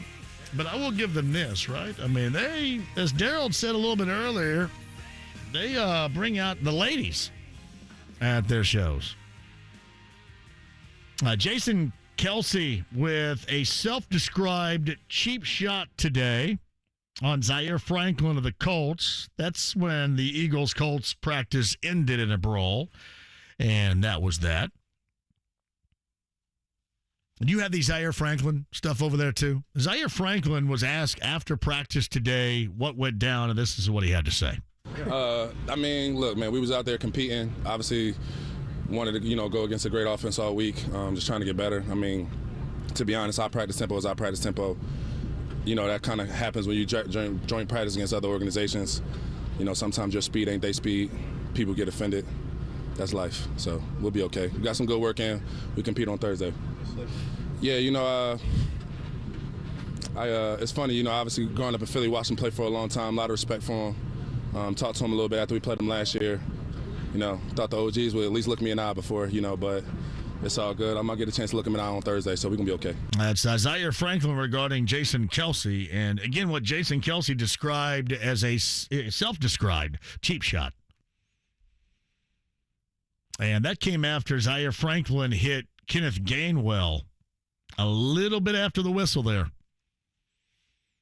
And then once you had all the players on the field brawling, then practice ended.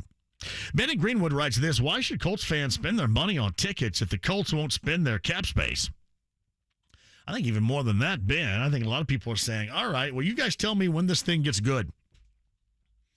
And I don't want to hear about, well, you're just a bandwagon fan. There've been a lot of people spend a lot of money, a lot of their disposable income, and had been promised a great deal over the past 5-6 years and have received jack squat from it.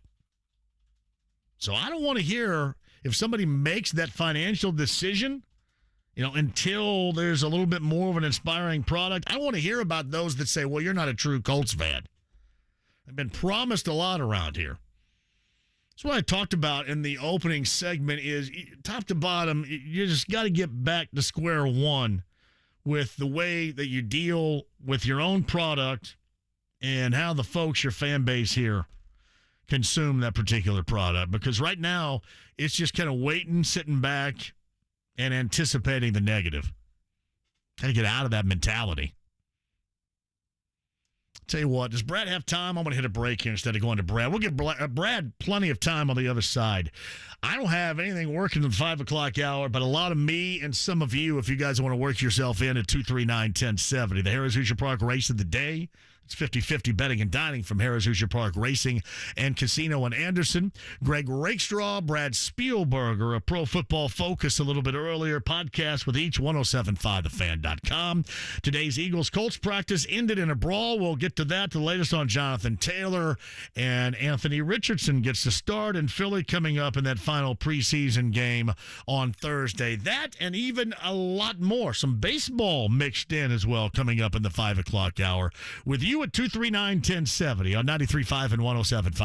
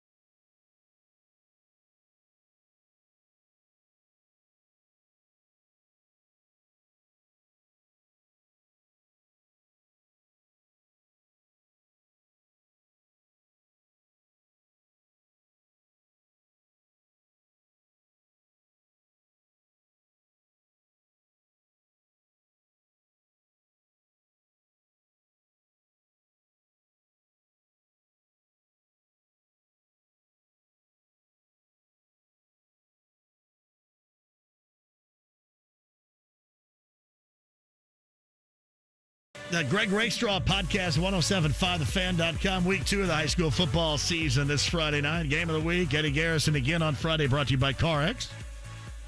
Brad Spielberger of Pro Football Focus was at the Colts and the Eagles joint practice today in Philly that ended with a brawl and the dismissal from practice. That ended early.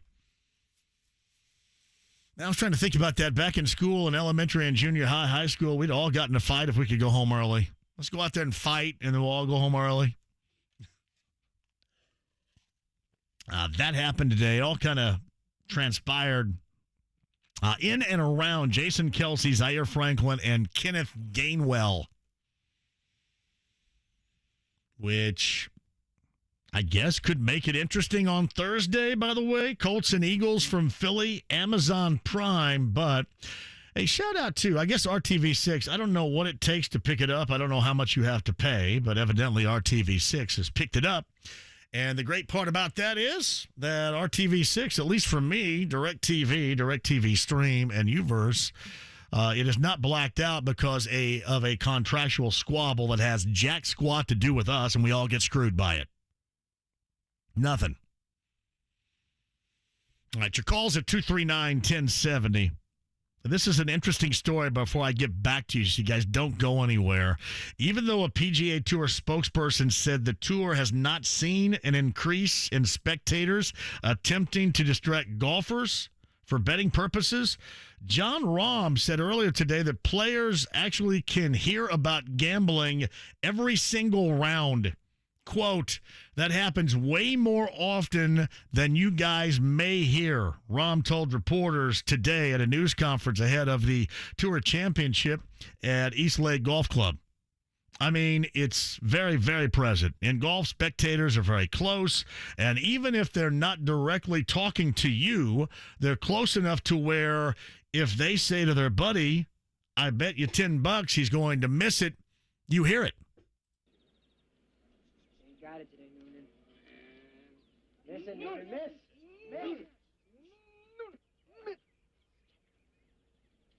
Listen, Noonan, miss. Listen.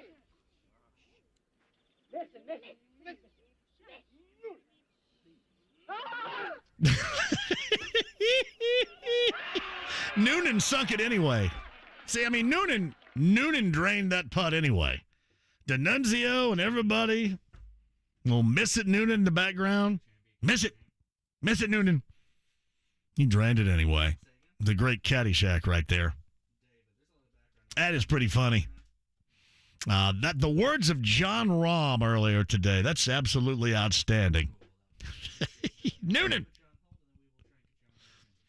I think my favorite part about that is when D'Annunzio screams, ah!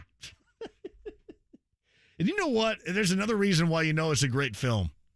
Because anybody that's ever played golf at one point in time has done that because of that film on the golf course. All of you have done it. You know, you incredibly professional, think you're professional, but you're still amateur golfers. To all of you hackers, everybody have done that. Everybody has done it. I mean, really, and it's so great that it spans. It goes from golf to basketball to football, place kicking, field goal attempts. Oh, it's great. D'Annunzio. All right, 239-1070. Got time for you right here. Again, that update on the Colts and the Eagles from Brad Spielberger of PFF a little bit earlier today. Yeah, no, heavy rains in Southern California around Chavez Ravine. I saw that.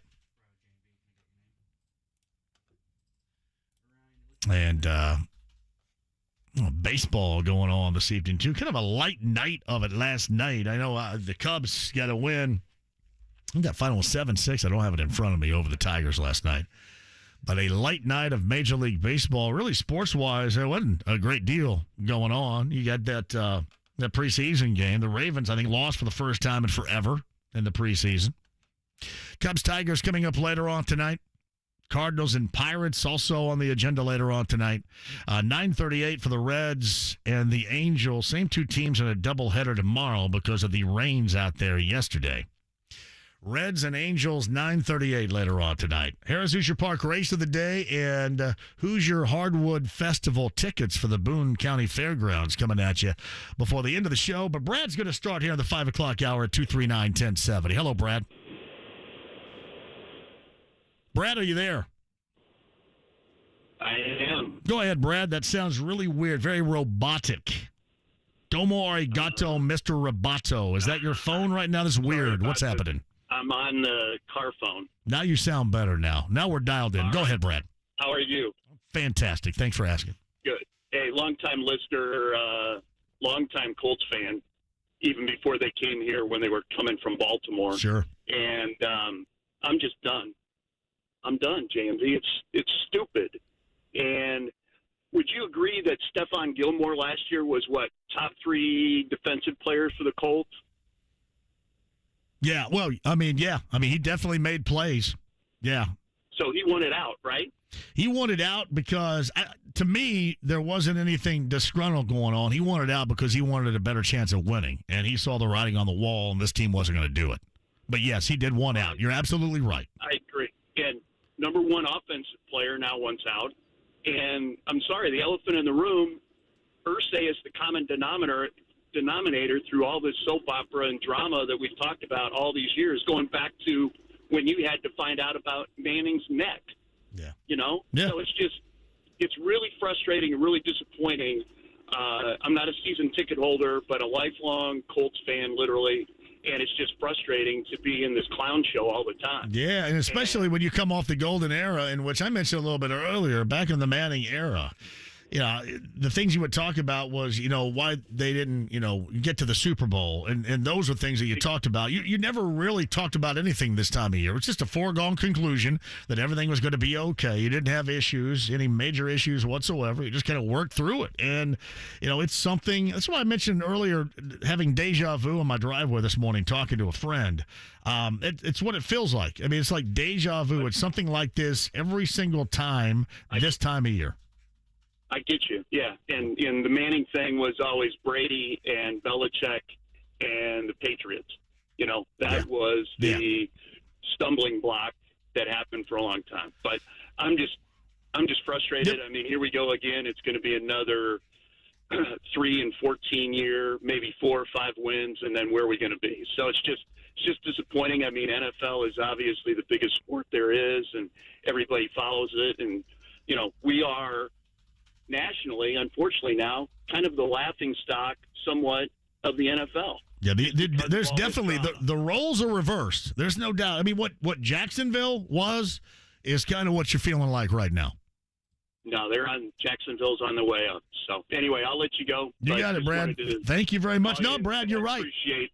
Appreciate everything you do. You really have your finger on the pulse of the city and the state on all sports, so I appreciate it. Very kind of you, Brad, to say. Thank you very much. Now, that's why I brought up in that first segment and said what I did, because that is the perception from a lot of Colts fans that I hear every day, and that has to change.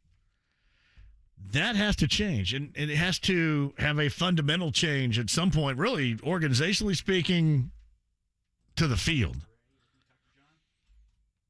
That is the type of frustration that you have. And listen, I know you understand this. That's why I said all along, you undersell and overdeliver. Really what you're looking for more than anything this year is a quarterback that shows signs of being what they hope he can be. He's not going to do it consistently. We know that. But show signs of that.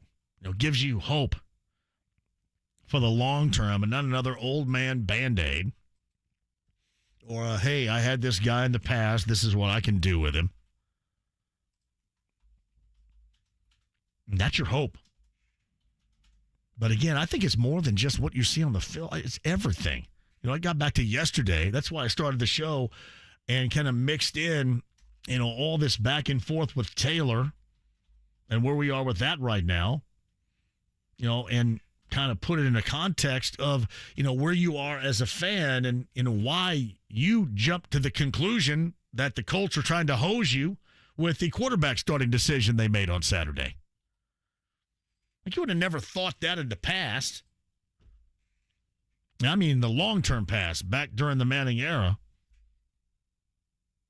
Never thought that. And I know times are different, and having that elite-level quarterback is different, but I'm just talking in terms of how you view the Colts right now. You expect the negativity. You expect the clown show. And it's not just because we have to talk about it at length here 9 hours a day. But you just expect the wrong decision, the wrong path. And they have to get out of that, not just on the field, but in all of their decision-making. Because when everybody like Saturday jumps to that conclusion, and even if they will tell you, you know what, that was not why we did that. We didn't get that. We didn't make the decision to get everybody in the stands and then say, hey, pull the plug on it, no Anthony Richardson. But it's too late, because that's what your fan base believes. That's what that audience believes. That's too late there. That's why I say, I mean, you got to look forward. I mean, a couple of steps in front of everything, and then think, how will our audience respond? Now, I'm just talking about it in terms of organizational decision. I'm not talking about it in terms of on the field. I mean, on the field stuff speaks for itself. You play well, you have success, and the fans will come. But if you're kind of off the bandwagon and waiting to see right now, I don't blame you, because you have been, over the past 3 years especially, you have been promised a lot. They have overpromised and underdelivered. You need to underpromise and overdeliver this year. And with Jonathan Taylor, your best offensive player, clearly on the outside looking in, that's not a good start. Not a good start. Jeff's up next at 239-1070. Jeff, thank you for the call. Yeah, JMV. Do the Colts have anyone on the D-line or linebackers that can help out our secondary as far as the pass rush? Well, not anybody that's going to jump off the page for me. I mean, if you're thinking, because clearly, and this was my mistake a year ago, and I've owned this a number of times. I thought Yannick Ngakoue was going to give them something that they had not had, in that consistent threat off the edge since Robert Mathis. I mean, think about how long ago that was. And Yannick Ngakoue just basically did what Ngakoue has done over the years. Nothing spectacular. At the end of the year, I think he had double-digit sacks, but nothing was oh wow type of play out of him. And I thought that you at least could get that out of him this past year, and you didn't. And the way that you look at it right now, I mean, no, not really. That's not my expectation. I mean, I guess Kwity Paye taking another step. But as far as, consistent edge rushing is concerned, you're going to have to see it to believe it, Jeff. Full disclosure. Well, I guess why I'm asking is because I feel like this season, if we're going to win games, I feel like our defense is going to be what it is to help us win. No, you're a good point. No, you're right. I don't think that they have up front. Well, what you're talking about is to pressure the quarterback into mistakes and to help out an incredibly unproven secondary. Exactly. And they just don't have that. They don't have that. And we'll see. I mean, maybe they do. Maybe it's good fortune, but we just haven't seen that. That's why I mentioned you're going to have to see it to believe it, because at least on paper right now, you don't see that consistent threat. You may have somebody get back there occasionally. Maybe Kwity Paye does. Certainly, up the middle, DeForest Buckner, Grover Stewart. I don't know if he's a guy that gets after the quarterback that much, but you might have that.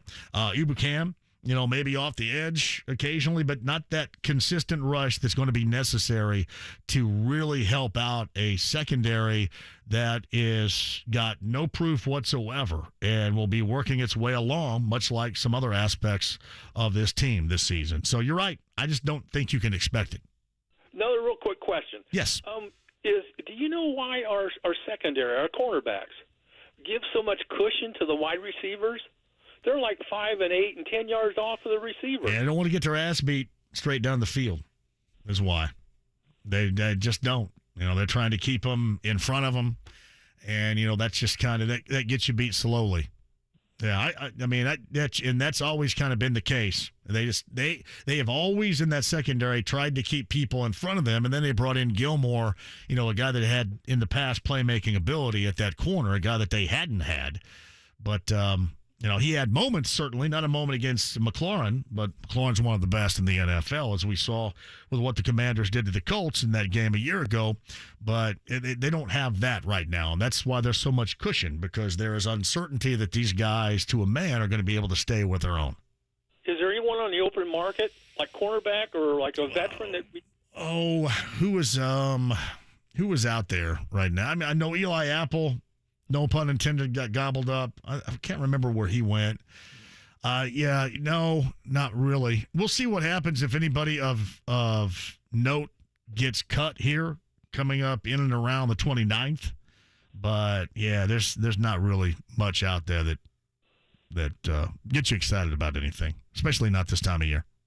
Thanks for your time. Jeff, you call anytime. Thank you very much. I was trying to think of some of the other corner opportunities that are out there, but this is who they're going to fly with right now. That secondary is going to be essentially, as a group, kind of like what you see at quarterback. It's going to be, hoping that, they can turn into something, in the future, whether it's, Juju Brents, they're asking a lot of Dallas Flowers, Kenny Moore is back. But they are asking a lot out of this very unproven group. And again, something else we haven't talked about at length because of the soap opera that goes on with the running back and the Colts situation right now. David's up next. David, welcome to the show. Hey, what's going on, JMV? Good to hear from you, David. It has been a long time, David. Good to have you back. Yeah, I'm kind of upset with you constantly complaining about your cable situation. I think I told you before to get a fire stick. I don't blame you. Leave that alone. I gave that up about 2018 or something. I know, man. I'm the old crusty dude with the rotary phone right here, David, man. I know you can't kick any sense into me right now. They give you $25 a month. You have all the channels: the football, basketball, baseball. You have your super duper Skinamax if you're trying to look at that. You got everything. You get nudie. You get nudie channels.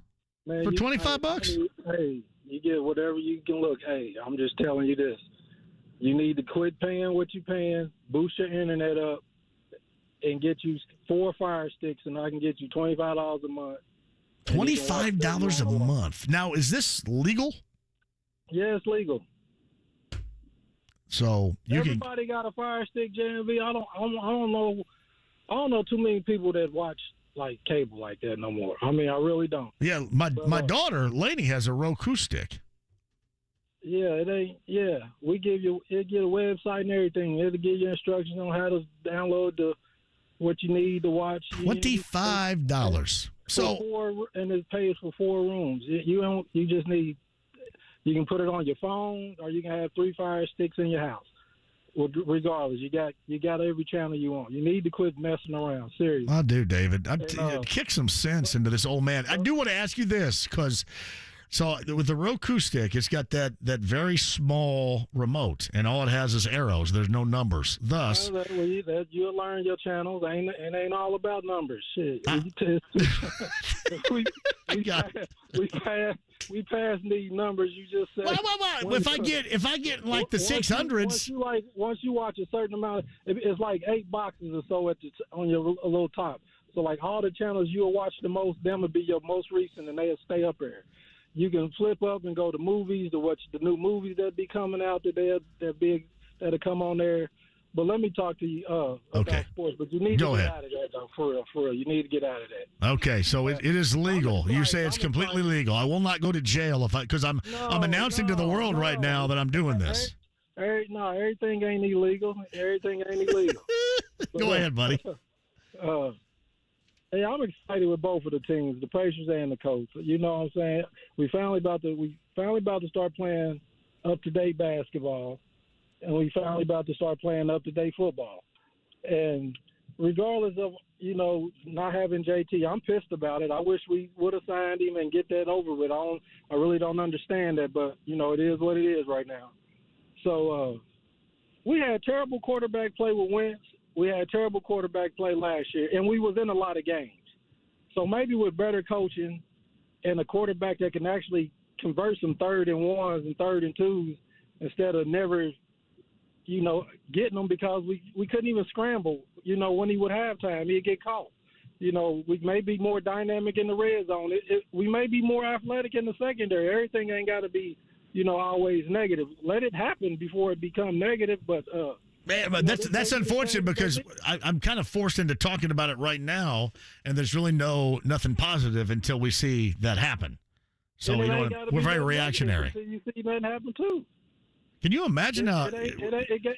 Would I be both ways? Would I be more positive? It ain't gotta be negative. If I got 5 Fire Sticks and got nothing but nude channels here, would I be more positive? Hey man, you can watch it's Asian, French, this, whatever. I mean, it's whatever you want. And then you got your pay-per-view. Oh, David, man. I'm just trying to. If I paid $25 a month for all that nudity and not $200+, I'd feel a lot better. All you got to do is reach back out to me, and we can get you what you need. Like I said, all you got to do is just boost your internet up at the house.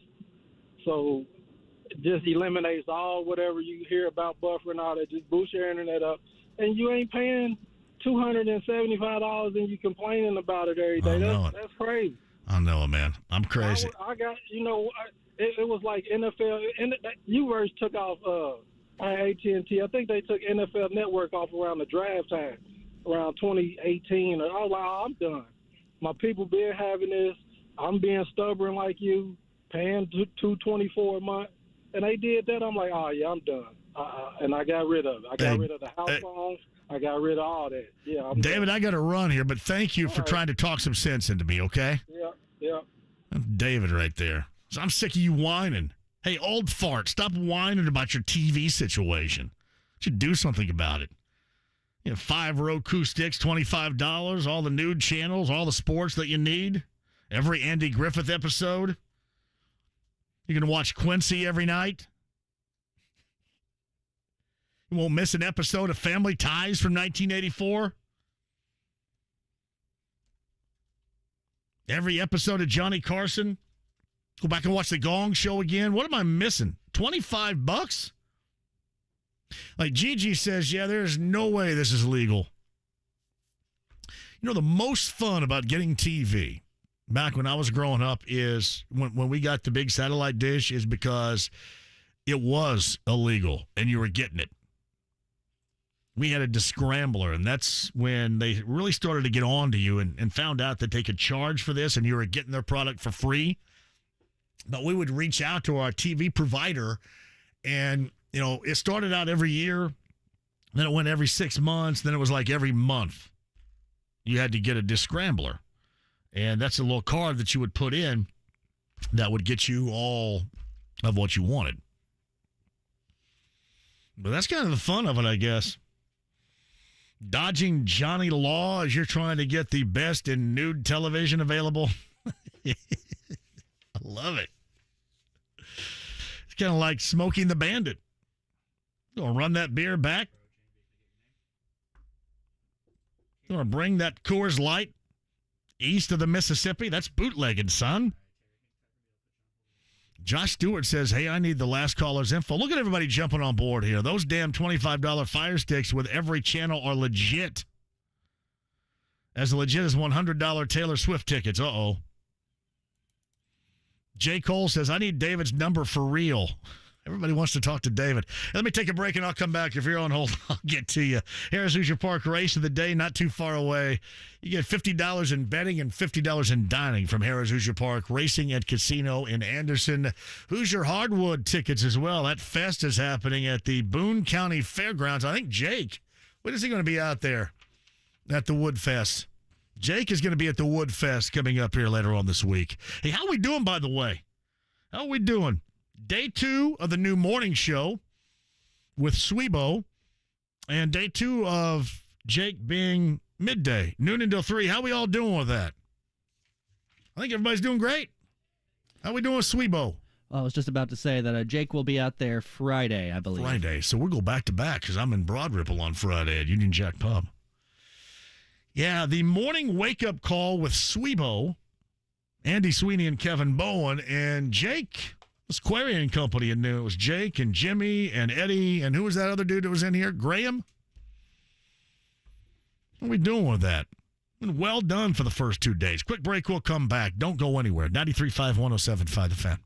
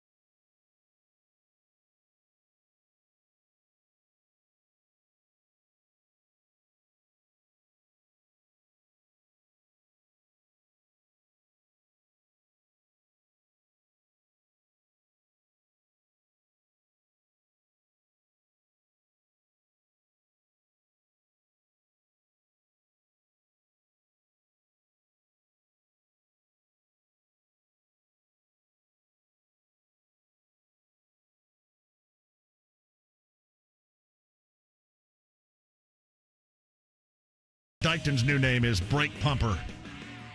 Do you think you'll like that? Brake Pumper. Pump the brakes guy. Seriously, there are some things I don't like, and maybe I should dislike other things more than I actually do, right? So I guess we all have that, but pump the brakes has never been something I wanted to hear. And you guys probably all feel the same way when I say like jackassery or numbnuttery or something like that. You go, hey, what are you, 12? And then my answer is pretty much. I got news for you, too. I'm going to be 12 basically the rest of my life. And I am proud of that. Because if we're not having fun, we're going to be done. I'm having a blast. But again, 2 days of the new morning show with Kevin and Andy and Query and Company, 12 until 3. And then Jacob, immediately you get 2 days in and then you got to take a day off. It's like Dave Calabro stuff right there. Sorry, Dave. Ryan's at 239-1070. Ryan, thanks for joining the show. How are you? John, how are you? Great. Go ahead, bud. Hey, we have another backyard broadcast coming up at some point, right?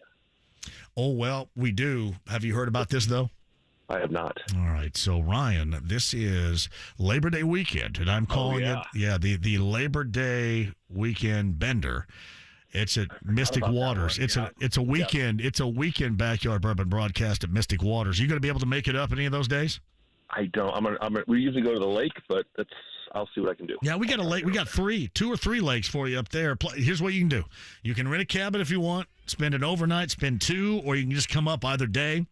But I'll be up there the entire weekend, and we're going to have a blast. That's our Labor Day weekend bender, and that's the Backyard Bourbon broadcast. Sweet. I'll try and do that. I was calling because I've always been a Nickelback hater. I really have my entire life. And I was sober driver for my wife and 2 of her friends on Saturday night at Nickelback. Oh, yeah. And they put a good show on. Yeah, they do. They really did. Their music is infectious. I mean, it just is. I mean, they start out a song, I like your pants around your feet's a little excessive. I shouldn't mind it, right? But it's laughable. But no, seriously, they do put on a show.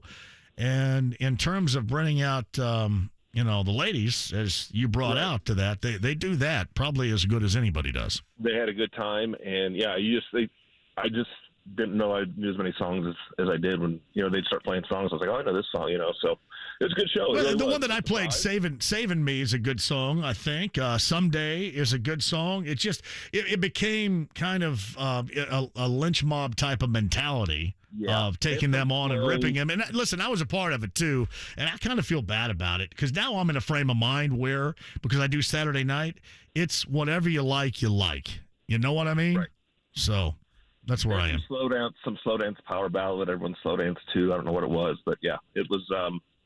It was good. It was a good show. I was actually surprised, so I'm not gonna. Good for you, man. That's good. That's what you want. You want a good time when you're paying money like that. You want a good time. That's what matters. Yeah. Right. Well, hey, and get YouTube TV. I did it. I'm 45 years old. I did it about a month ago, and just do it. Yeah, I think I'm about on the way there. I appreciate it, Ryan. Yep. Hope I see you. Mystic Waters, Labor Day weekend or Labor Day weekend bender. Yeah, I saw the Mariners sign Luke Weaver. Thank you, Jim McCann. Mariners signed Luke Weaver, the right-hander of the Reds. That was somebody that we trying to think. If you're a Reds fan, who did you loathe seeing more in a Reds game? Was it Luke Weaver? Is it still Stu Fairchild? Or any of their relievers? It's probably still Fairchild right now, but Luke Weaver was certainly at the top of that list. Yeah, Jim McCann said, which surprises you more, that the rain out here in Southern California wasn't as bad as the national media's coverage suggested it to be, or that the hottest team in baseball just signed an ex-Red? Yeah, the Seattle Mariners with right-hander Luke Weaver right there.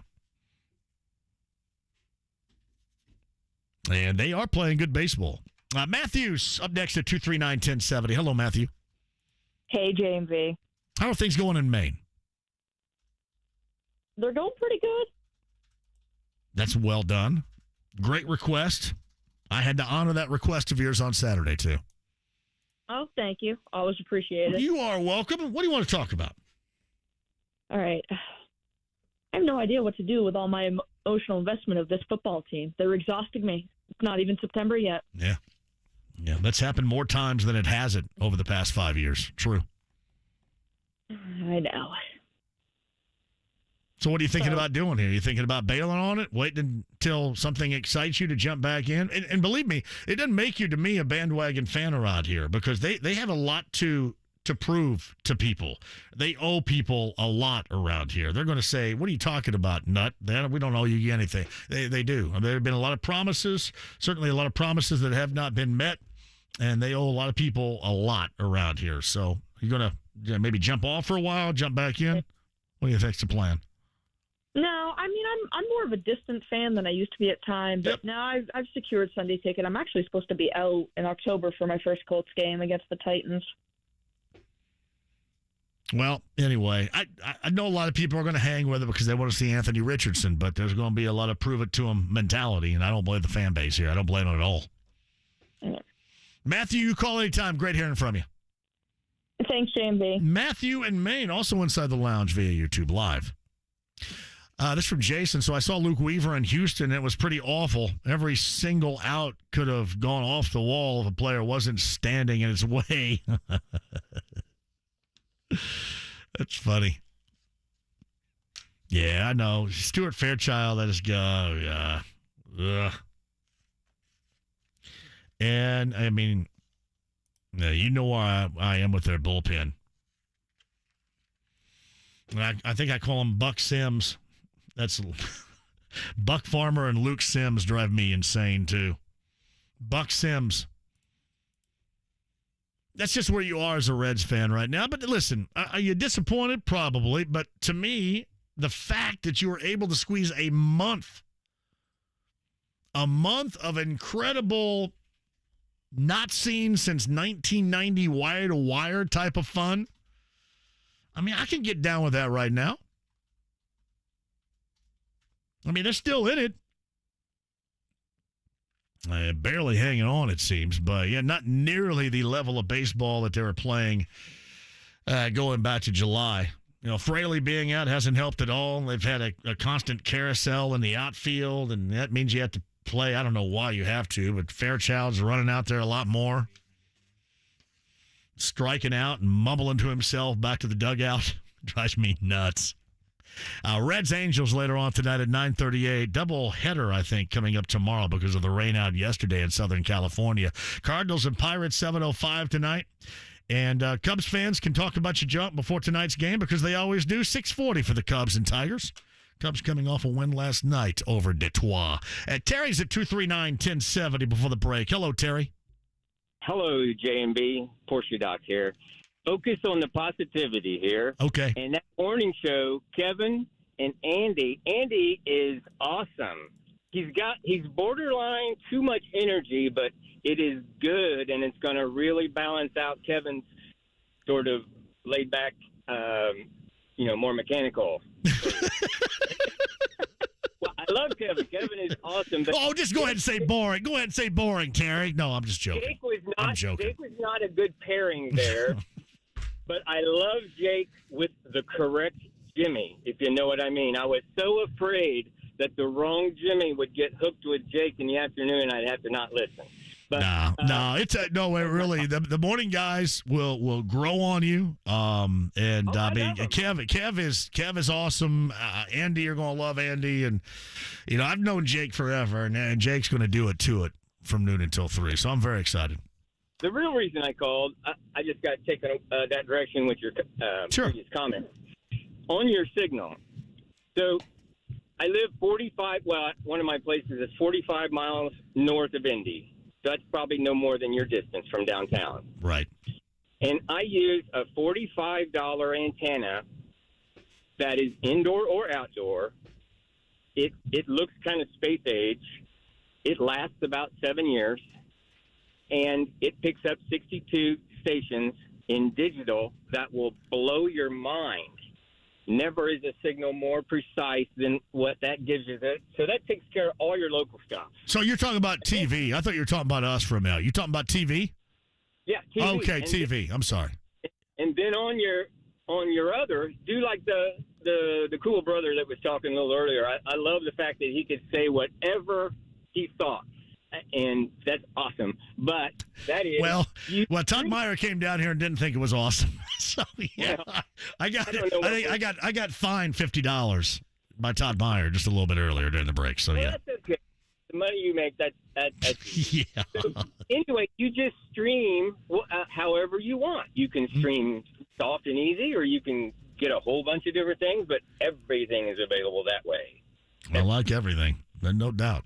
Everything. What are you picking up off of the internet now? I don't get it. Internet wise, I mean, I go at my house. I go DirecTV. My daughter has a Roku stick, so I go in her room and watch, Pluto TV or Live TV. What do they have they offer? I don't watch a great deal. I kind of watch what I like, but it's very, very skewed, right? I mean, Andy Griffith, Family Ties, the Buzzer channel to watch old game shows. I'll watch that channel that loops Price is Right episodes. The channel that loops Johnny Carson episodes, I'll watch that too. I don't really get that deep. Yeah. Well, if you want to give that up and just, I'm sure there's a service that covers your area. It's kind of a new thing, although it's been out for 15 years or so, and it basically is cell phone technology that transmits and receives off of a tower that is within like 10 miles of you. Sure. Hey, Terry, I got to hit a break here, too, but yeah, this is good information because my mom's the one that's suffering. I mean, she's down in GC in the middle of the woods and can't get an NBC or a Fox because of the Nexstar stuff. So she was calling me today about wanting me to climb on the roof of this house, which is a very tall house, and put up an antenna. And as you would probably understand, I wasn't digging that too much. So, yeah, don't do that. That's where 12-year-old mind will get you in trouble. It will. Hey, Terry, I got to run here. Thank you for the call. Keep me updated. All right. Hey, 239-1070 right now. You want to do Who's Your Hardwood Festival tickets? I'll do that. We'll do that going to a break here. We don't normally do it this way. Who's Your Hardwood Festival tickets? Jake Query is going to be out there noon until 3 coming up on Friday. Boone County Fairgrounds. I think Jake's going to interview that water skiing squirrel, which will definitely be on the Colts replay show. Check that. I'm sorry.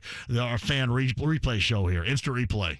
Jake and the water skiing squirrel Friday. But you see Jake out there. It's going to be a fun time had by all.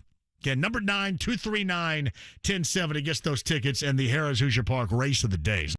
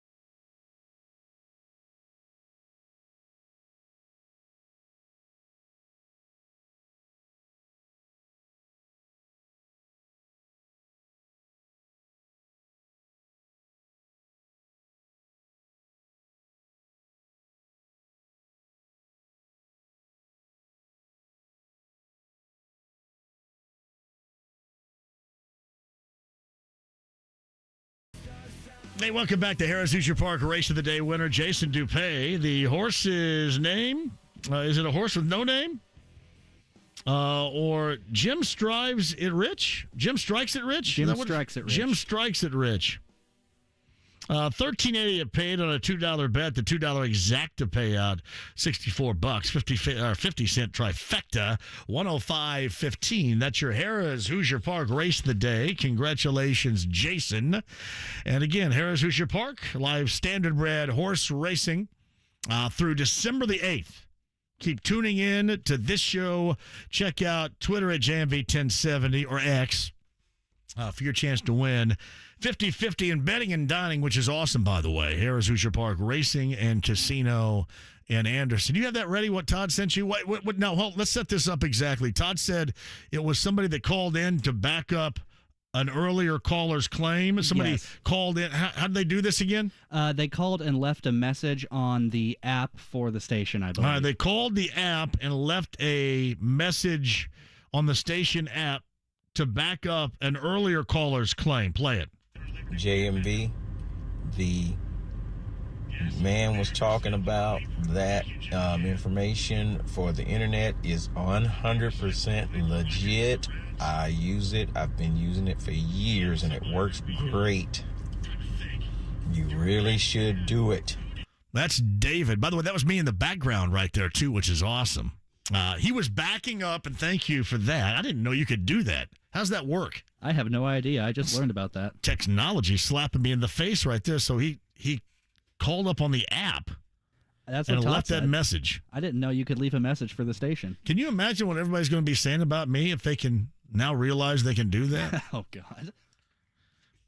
Much more mean than that guy just was. Hey there, numbnuts. What'd you just say? All you do is complain. Complain about the Colts. Complain about your TV. Complain about your jump shot. Complain about your sore body. Complain about your blood pressure. You know what? I think everybody has a point. I think I have complained a lot recently. That was Floyd, by the way. Thank you, Todd Meyer. That's awesome. He sounded great right there, though. That is Floyd. Ray, jump on here before the end of the show. Got to go really quick because I got to run. Hello, Ray. Hey, JMV, T-Mobile Ray here. Just letting you know about the deals. We have a free Whopper or Impossible Whopper if you download the T-Mobile Tuesday app. Okay. So check that out. I'm going to keep. Hey, let me tell you this, Ray. I think you guys rep me. My phone is going on 3 years coming up here in the fall. I think it's time to make a change. Well, I can address that over the phone, if you know what I mean. You never know who's listening. Yeah. So I'll be no. I don't mean anything special, but it's time for me to make a change. I got a new phone. That's what I'm saying. Oh, okay. Yeah. Well, where do I go? Where do I find you? Where do I find you? Sometimes in the store downtown. Yeah. Right off the circle. Over here on Lafayette Road sometimes. So it just all depends. You just have to check in with me. You got it, Ray. I appreciate that. Hey, thank you for the call. Everybody else on hold, too. If you're on hold, I apologize. You guys get first right dibs in on the show tomorrow. Thank you, guys. Appreciate that. Greg Rakestraw and Brad Spielberger, PFF, who was at the Colts-Eagles practice where it ended abruptly in a brawl earlier today. More on that. More on the latest regarding Jonathan Taylor, I'm sure, coming up on tomorrow's show. Remember, we end early on Thursday because the Colts pregame huddle begins with me at 5 o'clock, that final preseason game in Philly coming up on Thursday night. James, great job out of you. Callers inside the lounge via YouTube Live, as usual, on point. We'll turn it around and do it all again tomorrow.